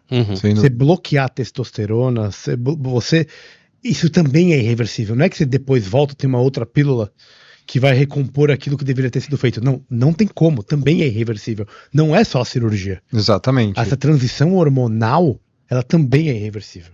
Sim. E você pensa que nos Estados Unidos, no Brasil ainda não vi isso, mas nos Estados Unidos, crianças de 6 anos, 5 anos, que acreditam no Papai Noel. E figuras famosas, né? Filhos de figuras públicas. É aquilo que a gente tem até um meme sobre isso, né? É essa coisa assim, ó, pet vegano e criança trans, você sabe quem tá por trás. Né? Não existe essa educação. Essa foi demais. Pet vegano é foda. Vou te falar. Fala pra Bruca, meu pet é vegano. Você chega com aquele pezão de galinha pro cachorro, ele fala, não, obrigado. Chuchu, come esse chuchu aqui, querido. É uma coisa tão óbvia que até pessoas da esquerda, assim, mentes progressistas, né, tal, como, por exemplo, o Richard Dawkins, é aquele cara chato, aquele militante do ateísmo. Meu, ele foi defenestrado, né, na Inglaterra, porque ele falou, gente, não tem esse negócio de criança trans, como assim? Né? Alguém tá decidindo por essa criança, ela não tem maturidade pra saber. Então, assim, é tão óbvio que até do outro lado, quem não é tão habitolado assim, começa a falar, peraí, existe um lobby pra isso, existe um lobby pra normalizar esse comportamento, normalizar essas escolhas precoces e imaturas de crianças e adolescentes que não sabem o que estão fazendo. Isso é teoria da conspiração, esse lobby pró-causa aí, cara. Esses metacapitalistas aí não existem, cara. Eu queria voltar, puta, animal esse papo, muito bom, mas vamos parar que a gente vai ser derrubado. Eu pensei nisso, hein? Eu queria voltar num negócio que você falou, que me chamou a atenção, e eu fiquei pensando aqui. Que você falou primeiro que falta uma união da direita, né? Que aí tem os caras brigando por aquilo, outro brigando por isso, né? E você falou muito que as ideias são importantes, você seguir num rumo de ideia. Mas aí você vê, por exemplo, em São Paulo hoje, você vê o Bolsonaro e o PL apoiando o Ricardo Nunes, que não é um cara de direita. Não e nunca foi de direita. Não é. E sendo que você tem outras possibilidades para poder, teoricamente, assumir esse campo, né? Por que você não acha que isso também é um problema? Assim, você vê o maior líder, entre aspas, da direita brasileira entrando para esse jogo que no final foge daquilo que é a praxis que a gente poderia construir, entendeu? Eu penso assim, a gente tinha duas escolhas. Ou apoiar um candidato ideologicamente parecido conosco, a nossa imagem e semelhança, mas sem viabilidade eleitoral, ou apoiar um candidato que não tem nada a ver conosco, mas que tem a possibilidade de derrotar o Boulos nas urnas. Eu acho que o Ricardo Nunes, ele é o cara que há alguns anos atrás a gente chamaria de um social-democrata de uma esquerda soft. Isso é o Ricardo Nunes. Mas entre ele e o Guilherme Boulos, eu fico com ele. Quando você vê... O meu carro também, ele melhorou o asfalto bastante aqui e tal. Quando você vê que, por exemplo, nas pesquisas de opinião, nas pesquisas que a gente teve acesso, o Salles, por exemplo, que seria o candidato que eu acho que todos nós gostaríamos de ver aqui. O Salles, ele tem um problema de rejeição na cidade de São Paulo, que é um problema. Por quê? Porque ainda tem, parece uma coisa assim absurda, mas nós temos em São Paulo pessoas que acreditam de fato que o MST existe porque não teve uma reforma agrária no Brasil. Tem gente que ainda acredita nisso no ano de 2024. Tem gente que acredita ainda que a gente precisa fazer uma reforma urbana, distribuição de riquezas e tal. Então, para a cidade de São Paulo, com esse aspecto que está se formando progressista, seria muito difícil. Então foi feita uma escolha, acredito eu, pragmática pelo Ricardo Nunes, que sim, é uma escolha que acarreta certa dor nos nossos corações, porque ele não é um cara de direita, conservador, nada disso. Mas eu percebo que, de certa maneira, é até uma questão de maturidade do Bolsonaro, do entorno dele, de falar, cara, não vamos conseguir fazer o ideal aqui agora. A gente vai ceder. Só que, claro, a gente tem que botar um preço nisso. Por que não segurou a periquita e viu quem que era o cara que é mais sei lá, com uma pauta mais distante possível, da oposta do Boulos? Eu entendo que você tem que demarcar posicionamentos e ser parte dos extremos e conquista, né, o meio, né, pelo menos no mercado das ideias. Mas eu acho que é uma posição, cara, que você mata um monte de gente, né? Por exemplo, no caso da Sonaira, no primeiro ano de mandato dela, ela era mais oposição ao Ricardo Nunes do que o pessoal do PSOL, porque a gente estava naquele momento de saída da pandemia que São Paulo ainda estava trancada, saiu de casa, põe a máscara, senão não pode acessar o serviço, não pode... E a gente foi... Calcinha apertada na TV toda hora. Exatamente, então a gente era oposição feroz a esse cara, e a turma dele. Então, assim, é difícil, é muito difícil pra gente, porque não é alguém com quem a gente pode falar, pô, na hora do vamos ver ali, quando a gente precisou, o cara entendeu, tal. Não, ele tava do outro lado. Tem pessoas conservadoras do lado do Ricardo Nunes? Tem algumas pessoas. Posso citar um cara que tá lá quase na chefia de gabinete dele, né? Acho que é a Secretaria de Relações Institucionais, que é o Enrico Mizasi, que é um cara católico, conservador e tal, mas que você vê que a margem de manobra do cara ali dentro do governo também é muito estreita, muito pequena, entendeu? Você não vai conseguir fazer uma guinada, etc. E o Ricardo Nunes está jogando muito com essa coisa assim de que, olha, não é que eu tô indo atrás do Bolsonaro, o Bolsonaro que quer me apoiar. Eu tô aqui no meu lugar, o Bolsonaro falou que eu sou legal. Por que eu vou dizer, por que eu vou xingar o Bolsonaro? Ele tá dizendo que eu sou legal, bom pra mim. Que é puramente estratégia eleitoral, é parte de alguém cochichando no ouvido dele, falando, não fica no extremo, não fala que você é bolsonarista não, tal. Que daí eu acho que é aquilo que eu tava falando, a gente tem que botar um preço nisso. É o macho beta, né? Não tô falando da pessoa dele, mas é a atitude de macho beta. Pede desculpa por ser homem, né? Sim. Então, ao invés de você ter um negócio ali de, poxa, a minha opinião é essa, não tô dizendo nem que talvez isso seja ruim em termos políticos nesse momento, mas você tem que ter um jeito de saber comunicar a sua opinião, inclusive para convencer os outros. Isso é o que eu espero de uma liderança política. Por exemplo, quando o cara cochicha no ouvido e fala, mano, fica na sua, e você fica... Galera, o Nunes é prefeito por acaso. A questão não é o Nunes, não é a figura dele, é a máquina. Ele tá apoiando o candidato situação. Então, assim, quem foi eleito? Foi a chapa do Bruno Covas, aí levou aí, né? Então, é esse o continuismo que tá rolando. Sim, né? É um continuismo e, assim, por exemplo, as pessoas falam, nossa, o Bruno Covas conseguiu derrotar o Boulos, a esquerda perdeu 2020 e o Ricardo Nunes é parte desse processo. Mas, na verdade, o Bruno Covas sempre foi um cara de esquerda. A mentalidade progressista total, né? Ele tinha entre os secretários dele o senhor Ale e o Cef, que é um cara de extrema esquerda. Então, assim, o que eu acho interessante hoje nesse cenário que a gente está vendo, e aí já falando um pouquinho dessa questão do fim do PSDB e do Teatro de Tesouras, é que as pessoas não estão mais aceitando essa ideia de que, olha, se o cara tá disputando eleitoralmente com a esquerda, ou se ele tem uma divergência, logo ele não é de esquerda, ele é nosso, vamos abraçar, não. E isso é bom, porque, por exemplo, lá em 2018, vocês sabem quantos nomes a gente elegeu de pessoas que a gente achava que, nossa, era direita e tal, depois nos traíram, nos deixaram pelo caminho, agiram contra nós.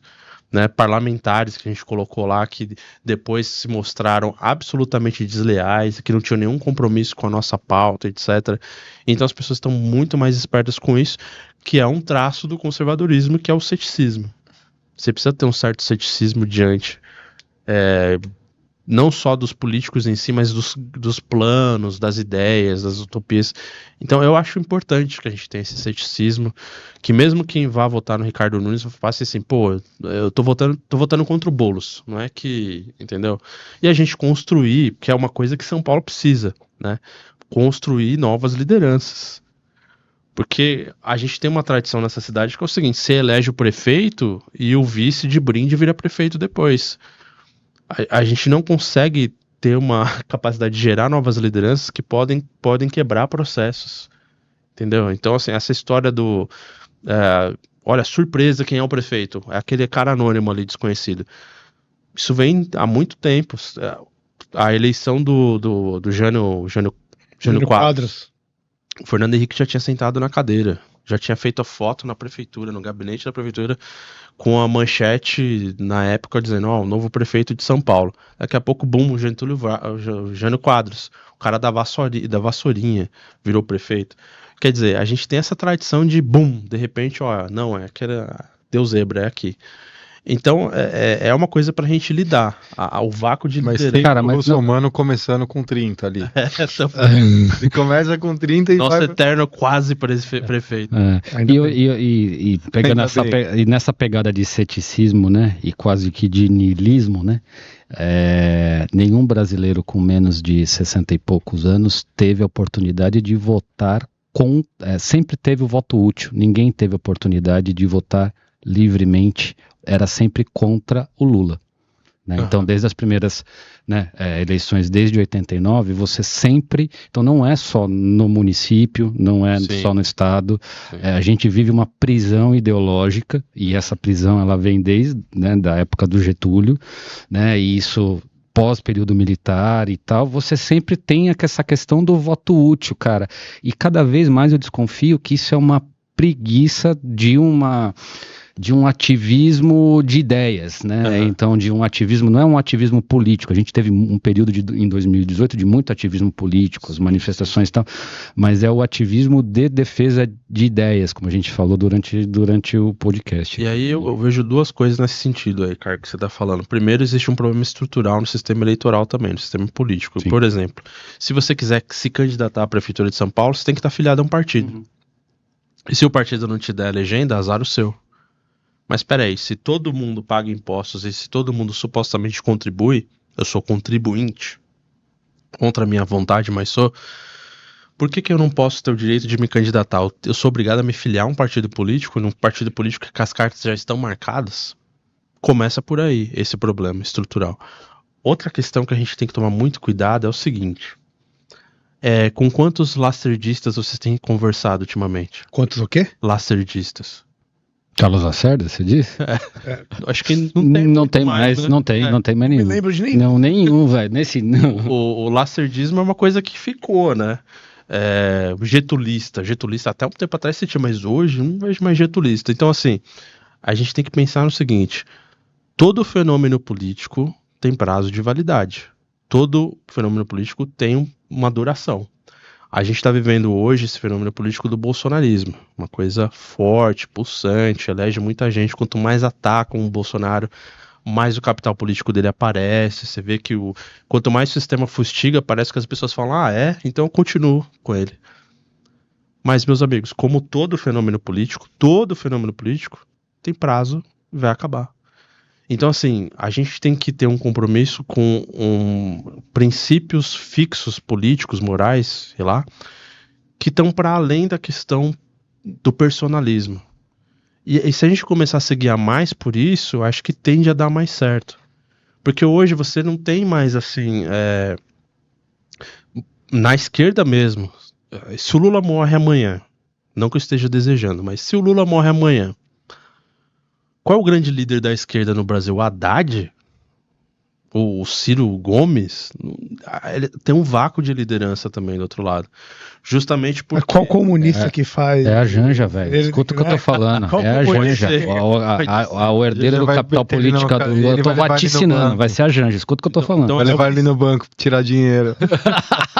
Você pode tentar matar todos os seus sucessores, mas você nunca vai conseguir. Já dizia Sêneca. Não é verdade? Sim. Você pode tentar matar todos, velho. Você pode ser o maior tirano, mas você nunca vai matar seu sucessor. Exatamente. Então, esse virá. Você tinha nos anos 40, ali, anos 30, aquela oposição Carlos Lacerda, Getúlio Vargas. A direita não tinha outra, era Carlos Lacerda, cara. Sim. Quem da direita hoje sabe quem que foi Carlos Lacerda? Acabou. Então, assim, eu votei no Bolsonaro, acredito que foi o melhor presidente que nós poderíamos ter. Acredito que fez um bem pro país. Se o país não desabou lá em 21, 22, foi por causa de um cara chamado Paulo Guedes, na política econômica, que segurou um pouco as pontas. Agora, o bolsonarismo, ele tem prazo de validade, ele vai terminar. A gente precisa criar caminhos, precisamos criar possibilidades para a gente manter o conservadorismo em pauta. E aí a gente precisa defender o quê? Princípios que estão além das pessoas. Né? Das pessoas não, mas das figuras políticas. Então, por exemplo, no finalzinho do governo tinha gente defendendo ali uma intervenção na questão dos preços dos combustíveis. Não sei se vocês lembram disso. Lembro. Tinha gente falando, não, tem que intervir, tem que ir lá e dar uma carteirada e tal. Irmão, como é que depois eu... Não fode, né? O que eu vou dizer lá em casa? Como é que depois eu vou falar da esquerda quando estiver fazendo isso? Batom na cueca. Olha, independência do Banco Central vale para um lado e vale para todo mundo ou não vale para ninguém. Isso aí. Então a gente tem que colocar os princípios acima dessas questões de lealdade política. Deixa eu aproveitar, quero fazer a pergunta do nosso apoiador, grande apoiador, doutor Ari Serpa. Ele pergunta assim, você se decepcionou com o Bolsonaro? Você se esperava mais? Olha, não me decepcionei, porque assim, como eu sou um cara cético, já tenho uma experiência nessa vida. Gostei. Baixa expectativa. Eu já sabia que ia dar merda. Assim, eu não imaginava o Ronald Reagan num corcel branco. Né? Sempre tive assim. Cara, eu acho que o Bolsonaro foi um herói, dadas as circunstâncias, tudo que aconteceu. Votaria nele de novo. Só que assim, eu nunca imaginei que o Bolsonaro fosse fazer a revolução que as pessoas imaginavam que fosse fazer. Sempre mantive meus pés no chão nesse sentido. Isso é uma coisa interessante. O conservador hoje, muitas vezes, ele é muito fervoroso e ele tem pouco espaço assim, para a possibilidade de estar errado. Isso é uma coisa que a gente sempre tem que manter em mente. Olha, eu defendo isso, mas eu posso estar errado. Então, eu via isso muito em relação aos alunos do Olavo de Carvalho. Quando você tinha um cara muito olavista, fervoroso, defensor do Olavo, espera um pouquinho, espera alguns anos. Ele vai virar um anti-olavista fervoroso. Então, assim, eu sempre mantive... Eu não sou um baita olavista, mas acho que o Olavo foi um gênio, me ajudou, salvou muita gente do abismo intelectual que ronda o Brasil. Converteu muita gente ao cristianismo. Converteu muita gente, salvou literalmente.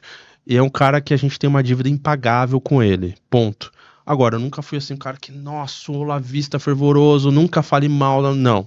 Tem coisas que não dava pra eu concordar e tal, e beleza. Mas é que eu não fazia disso uma agenda, entendeu? E aí quando você faz disso uma agenda, você fica delirando. Então, em relação ao Jair, por exemplo, a gente teve uma questão no próprio campo da educação. Pô, eu era militante de escola sem partido. Eu cheguei a participar de um debate com uma professora do PSOL, que depois veio candidata a Senado e tal, não sei o quê, e o Jair já tinha ganhado a eleição, e ela estava com uma fala muito derrotista no debate, que era sensacional. Ela falava, mas olha só, não precisa mais vocês de escola sem partido ficarem nem brigando mais por isso, porque o presidente de vocês ganhou, ele vai implementar essa agenda, ele vai mexer na BNCC, ele vai mexer nisso aqui, isso aqui. E eu falava pra ela, de fato, eu espero que ele faça, é isso, tal. E não fez, não aconteceu. A educação continuou na mão da tecnocracia, continuou... Abraham Weintraub. Ele resistiu, aí, né? O corporativismo resistiu. Me colocaram em muitas situações aqui. Vélez Rodrigues, vamos começar por mais fácil, né? O cara que mais foi eu digo, né? Como cara da educação. Mas só o que esse cara fez? Fez mesmo? Não, ele assim, foi lá, qual que é o rolê? O Weintraub, ele tinha um diagnóstico dos problemas no MEC, ele tinha um diagnóstico. Se ele se mexeu para movimentar isso, para realmente dar um fim nisso, acho que não. A gente continuou tendo o Enem, as grandes fundações continuaram fazendo um lobby poderosíssimo dentro do MEC, e tudo que ele disse depois, que olha, isso acontecia no MEC, tal, não sei o que você fez quando você estava lá? E os reitores das universidades são tudo de volta. Exatamente. Então, assim... discurso. Por isso que eu defendo, digamos, o estilo Tarcísio de fazer. Ele, não vou ficar... Ele não é tuiteiro, não é aquela coisa. Mas ele tá manobrando, tá ajustando um pouquinho o botão aqui, um pouquinho acolá, tal. Pra mim tá bom. Eu não preciso de um cara que dê escândalo no Twitter, eu preciso de um cara que resolva. Então, nesse sentido, eu acho que tivemos uma dívida em relação à educação. Agora, vou jogar todo o legado do Bolsonaro no lixo por causa disso? Não. Foi um excelente presidente, entendeu? Eu preferi ele 1000 vezes do que qualquer outra opção que a gente tem hoje. Só que, assim, é aquilo que a gente tem que ter, é o melhor dados às circunstâncias, não é Jesus Cristo. Excelente também, eu acho que também já é demais. Assim. Eu acho excelente. Não, tudo bem. Divergimos. A gente pode divergir tudo. Eu acho que ele foi um cara que, o que você falou, o que tinha que ser, não tinha a menor dúvida também, votei. Né? Não vou discutir isso, mas tiveram vários passos em falso. Tivemos, entendeu? É que eu não tinha essa experiência. Jeito de lidar, inabilidade política. Você pega a pandemia, por exemplo, poderia ter agido de uma forma muito mais inteligente. Tem vários percalços Apesar de óbvio, meu velho, nós estamos do mesmo lado do barco aqui. Sim. Agora, uma coisa é fato, ele é a maior liderança política que a gente tem no Brasil hoje. Você não vai ver o Lula arrastando multidão em lugar nenhum, tendo o povo do lado dele, apesar de tudo e de todos. Ele é a maior liderança do país hoje e ninguém vai tirar isso dele. Justo. Então, assim, algo de autêntico esse cara tem. Algo de diferente esse cara tem. Mas é aquilo que eu falo com muita cautela, isso aqui é uma conversa entre adultos. Eu não posso ter em qualquer lugar. O bolsonarismo vai acabar. Como outros fenômenos políticos. Não é porque é ruim, é porque vai acabar, porque todo fenômeno político acaba, ponto. E a gente tem que estar preparado. Eu não posso viver para sempre dependendo de uma figura. Ou de recall eleitoral, né? Não, há de haver uma transição. Isso é uma ideia monárquica. Ponto, para você garantir o Estado e separar do governo. Sabe, é uma ideia de transição. Você tem que...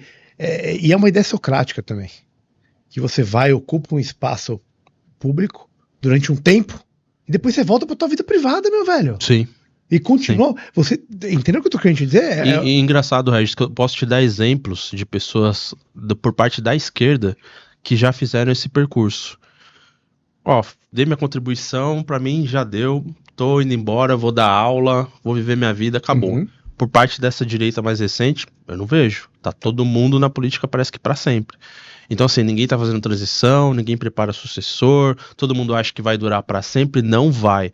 Tem muito político de direita que vai ter dificuldade daqui em diante, porque a pauta dele é Bolsonaro. Mas o que você pensa? Bolsonaro. Mas o que você defende? Bolsonaro. Não tem uma bandeira, não tem uma pauta clara, não criou uma identidade própria, vai ter problema. Isso aí, sensacional. Concordo 100% com isso, cara. E isso acontece bastante. A gente percebe que tem gente que não tem autenticidade, não tem sua própria agenda, né? Sempre está vinculada a um Messias, a um Salvador da pátria, né? E um dos traços do conservadorismo é essa ideia de que, olha, os princípios que eu defendo, vou te dar um exemplo, a defesa da propriedade privada. Isso para mim é mais importante do que ser leal a qualquer político. A defesa da vida, a vida como direito natural e inegociável, é mais importante para mim isso do que a lealdade ao PL. Sem dúvida. Entendeu? Sim. Então, assim... Eu sou conservador por princípios e não porque eu gosto daquele cara ou daquele outro. Sabe de quem que eu gosto? Do Renato Moicano. Renato Moicano é um monstro. Do UFC? Mito. Eu acho que isso é uma coisa que a gente vai falar. Queremos você aqui, meu querido. Moicanão. Ele tá abrindo um podcast. Ele já abriu, chama Show Me The Money. Na verdade, tem dois, tem um que é só dele, separado, só pra falar desse tipo de coisa. E a primeira convidada dele, Marina Helena, que já esteve aqui, sentada. Verdade, Marina Helena, que já esteve aqui. Muito bom. Primeira convidada do Mandou a real lá. Mandou um Mises, velho. Velho. Quando eu tava vendo ao vivo aquilo ali, quando eu vi, eu pulei da cadeira. Falei, não, pode abrir outra cerveja aqui, que pelo amor de Deus. E eu assisti a entrevista dele a respeito dessa fala, e ele falou que esse UFC 300 foi um evento extremamente especial. Sim. Então, foi assim, foi na Disney, foi toda uma... 300 de Esparta. Exato, foi um evento com essa, né, pegada. Então, assim, a quantidade de pessoas que ele atingiu foi monumental, estourou a bolha, né? Genial. Isso foi bem...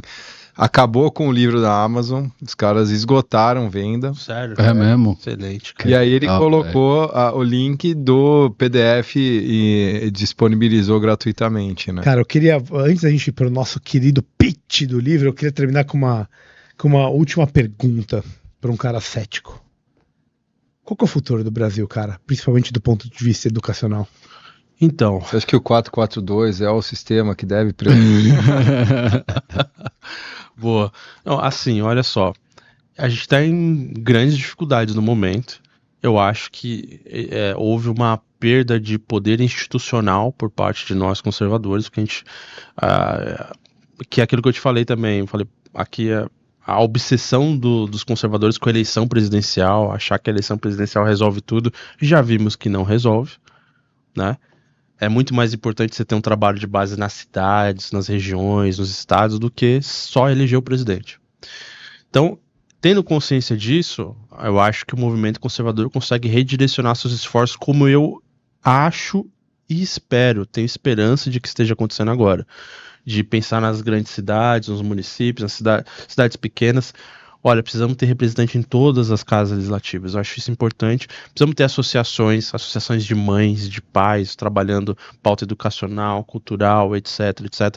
Não delegar para um militante ou essa discussão, nem para o conselheiro tutelar, mesmo se ele for de direita. O problema é seu, do seu filho e da sua casa. Então, acho que essa consciência pode nos salvar do abismo.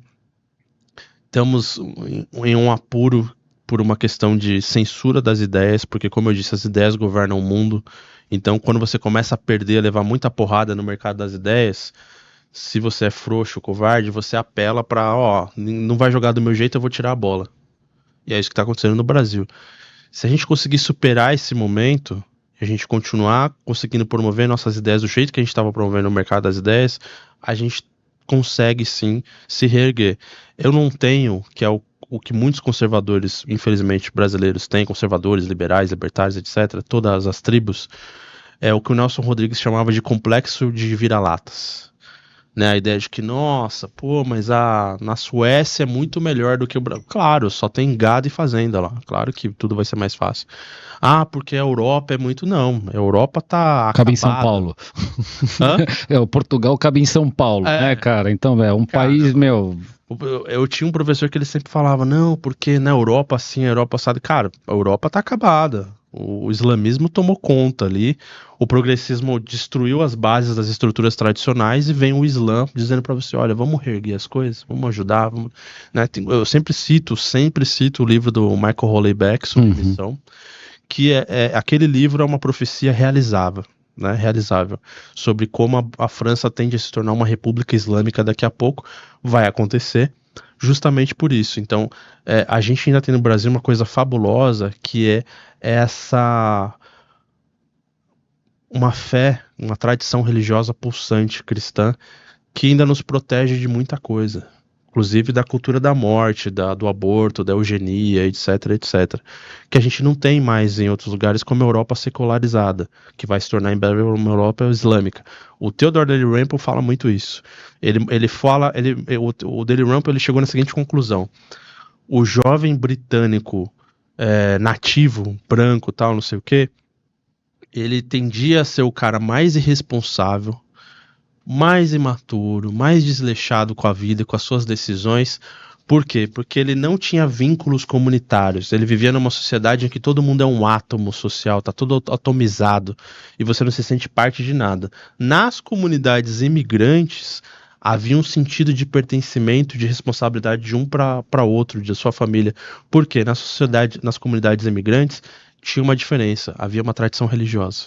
Você sabe que, contextualizando e ilustrando também o que você está falando, tinha uma vez eu li um artigo de como que os caras do ISIS, do exército lá islâmico lá e do terrorista do ISIS, eles convenciam o jovem educado europeu a entrar, atravessar, né, pela Síria e se alistar no exército do ISIS, inclusive mulheres. Sim. Né? Tem um documentário muito bom sobre esse processo de recrutamento.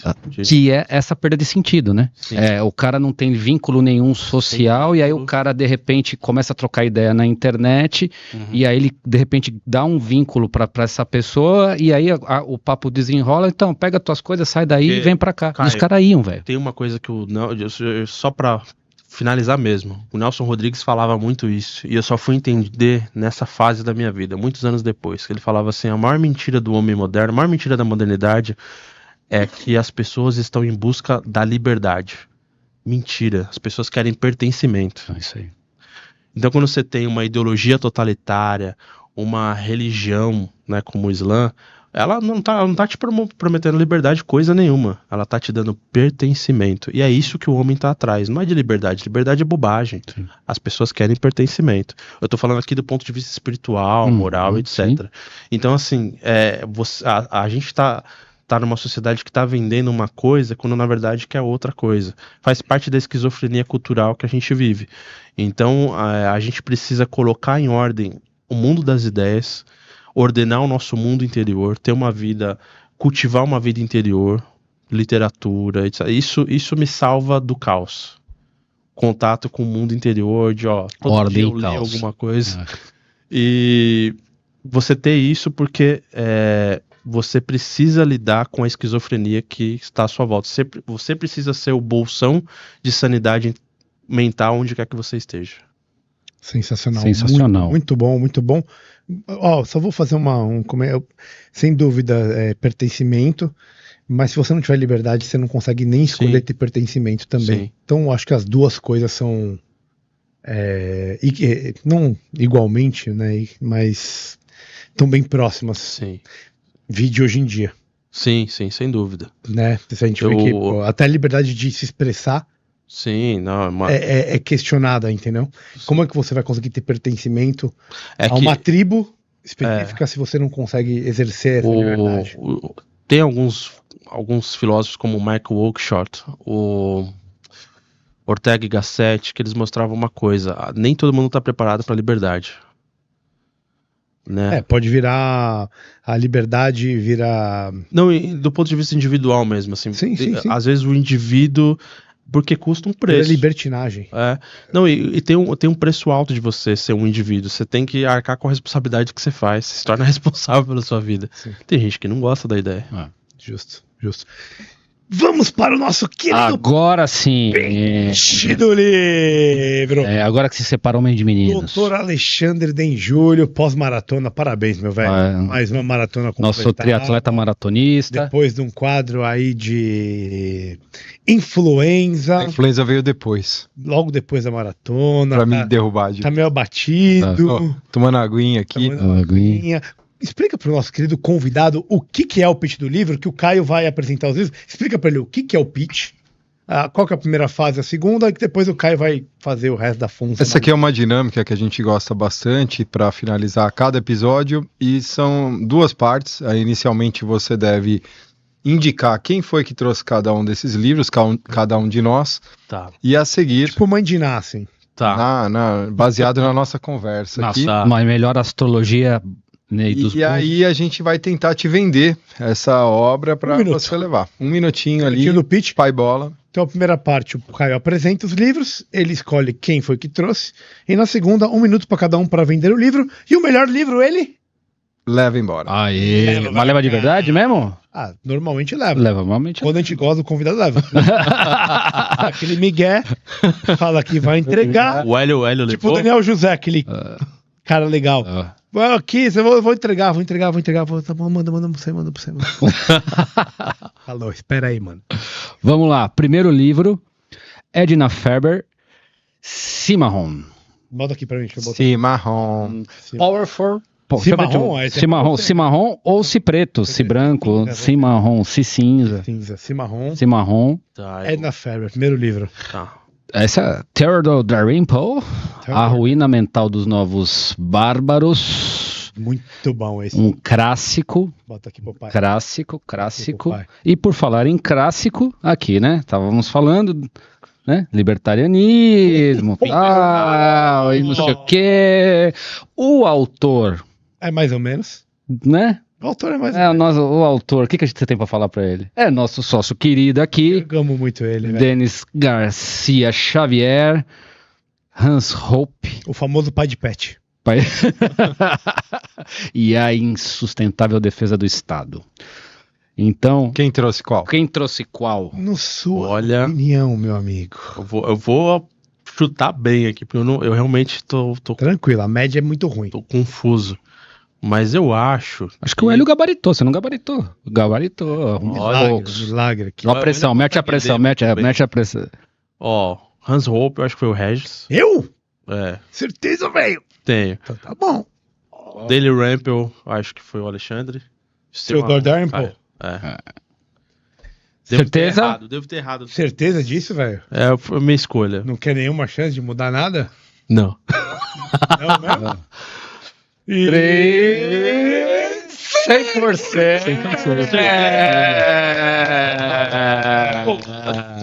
Eu tô surpreso de ter 100%. Caralho, velho. Esquema porque eu ganhei também o do Elhão, né? Garoto. Sensacional. Muito bom.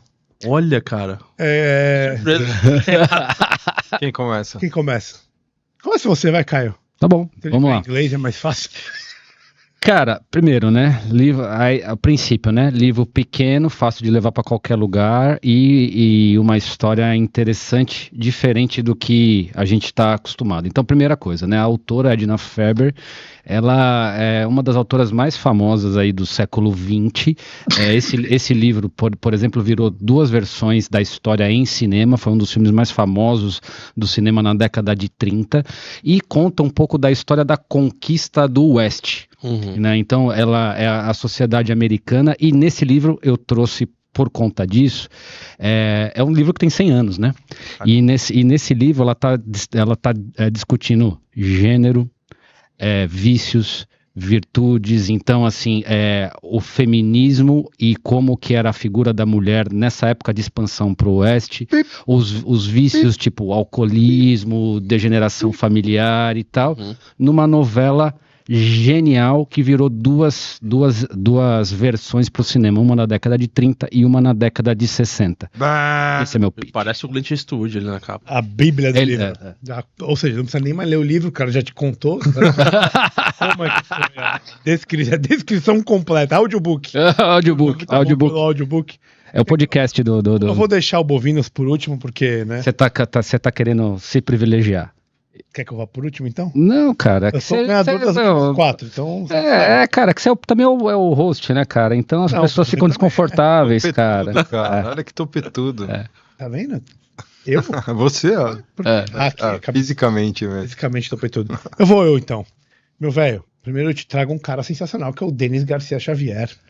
Denão, essa é pra você, garoto. Então, esse meu pitch... Por que eu trouxe o Hope? Esse filósofo alemão... que estudou nos Estados Unidos, Universidade de Nevada. E que todo mundo leu? John Hopkins. Não, acho que não tem muita gente, assim, inteligente. Quem é inteligente leu. Fica a dica. Quem é inteligente leu. O Denis ou o Hope? Os dois. Os dois. Mas por que eu trago isso pra você? Porque isso aqui, ele fala de 2 coisas muito importantes. Primeiro é uma crítica à democracia. A gente vive num momento que a democracia está quase quebrada. A gente vê até do ponto de vista de geopolítica, né? Muito claro. Só você ver o que está acontecendo no mundo hoje. E por quê? Por causa da alta preferência temporal da democracia. Então o Hope, ele é um autor que, principalmente no Democracia do Deus que Falhou, ele fala muito da baixa preferência temporal e da transição conservadora da vida. Então ele é um autor libertário, mas ele é muito conservador também. Sim, com quase todo e ele é tão conservador freestyle. Freestyle. Ele é tão conservador que a segunda maior crítica dele é a imigração, que é algo que também é atual. Então ele, como libertário, ele pega a propriedade privada e a liberdade de ir e vir, e nesse clash ele coloca a propriedade privada acima. Então é um libertário com uma pegada conservadora que fala dos dias atuais. Eu trago o Hans Hermann Hoppe pra você, meu amigo. Top. Fantástico, né? Ele poderia estar no Fantástico falando do Hoppe. Gostou? Esse cara, quando fica pessoal, é assim. Reginho me ligou e falou, pode ir? Eu falei, posso, vamos lá, vamos. E agora? Pegar o livro, né? Peguei o que tava ali na minha cabeceira, o que eu vou começar. Pessoal, é isso. Ixi. E aí então não pode dar, né? Você vai começar, nem leu ainda? Fala aí. E aí, o que eu peguei, né? A Biblioteca Crítica Social foi uma iniciativa do professor Pondé para trazer mais visibilidade para alguns autores contemporâneos. E aqui eu trouxe um londrino, nascido no pós-guerra, médico, que se formou psiquiatra, e durante a sua profissão, durante a execução do seu ofício ali, ele começou a construir uma obra muito produtiva da decadência da moral, dos costumes da sociedade britânica daquela época. Então ele tem uma obra bastante interessante, e aqui nesse livro curto tentou-se traçar um perfil do pensamento dele, da crítica que ele faz à sociedade. Então o nome dele, na verdade, não é Theodore Darlington, né? O nome dele é Anthony Daniels, né? Então ele tem esse pseudônimo, e tem muita coisa interessante aqui que eu acho que é importante, não só o nosso convidado conhecer como conhece muito, mas todo mundo que está assistindo a gente como um autor interessante para a gente ler nos dias de hoje. Esse é meu pitch. Fernando Pessoa da atualidade. Livraço. É uma estratégia consagrada, né? De ter vários eus líricos, né? Eu gostei do livro, mas não gostei muito do pitch, tá?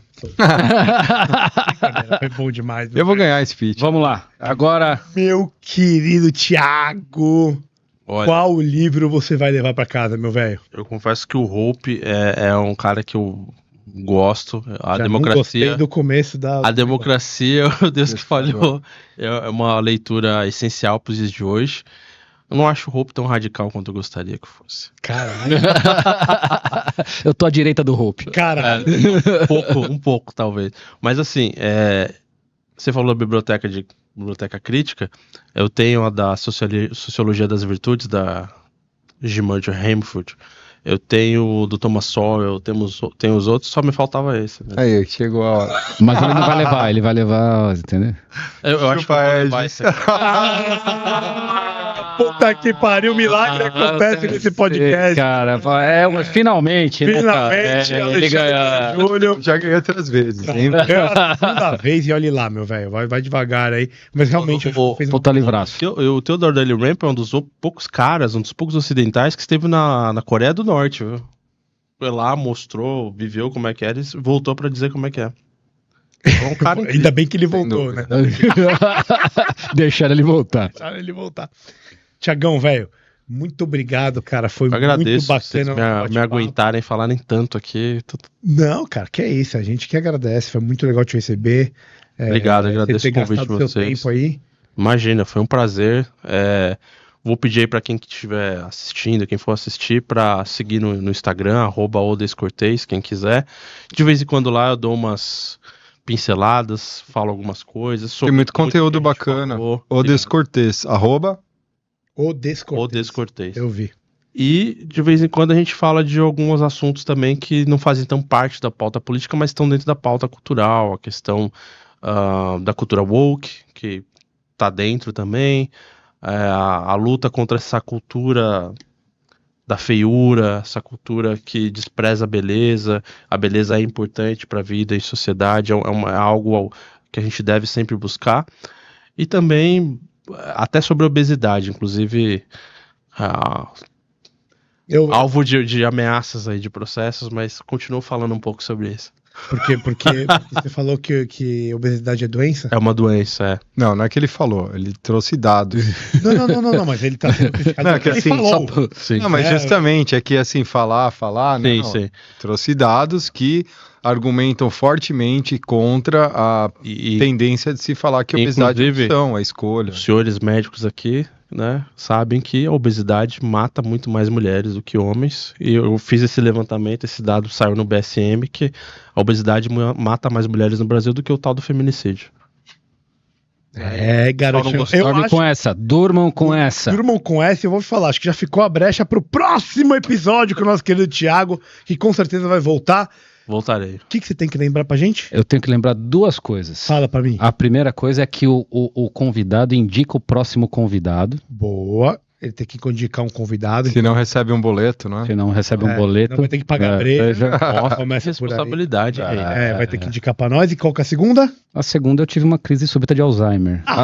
Beyond the Cave PDC, seus arrombados!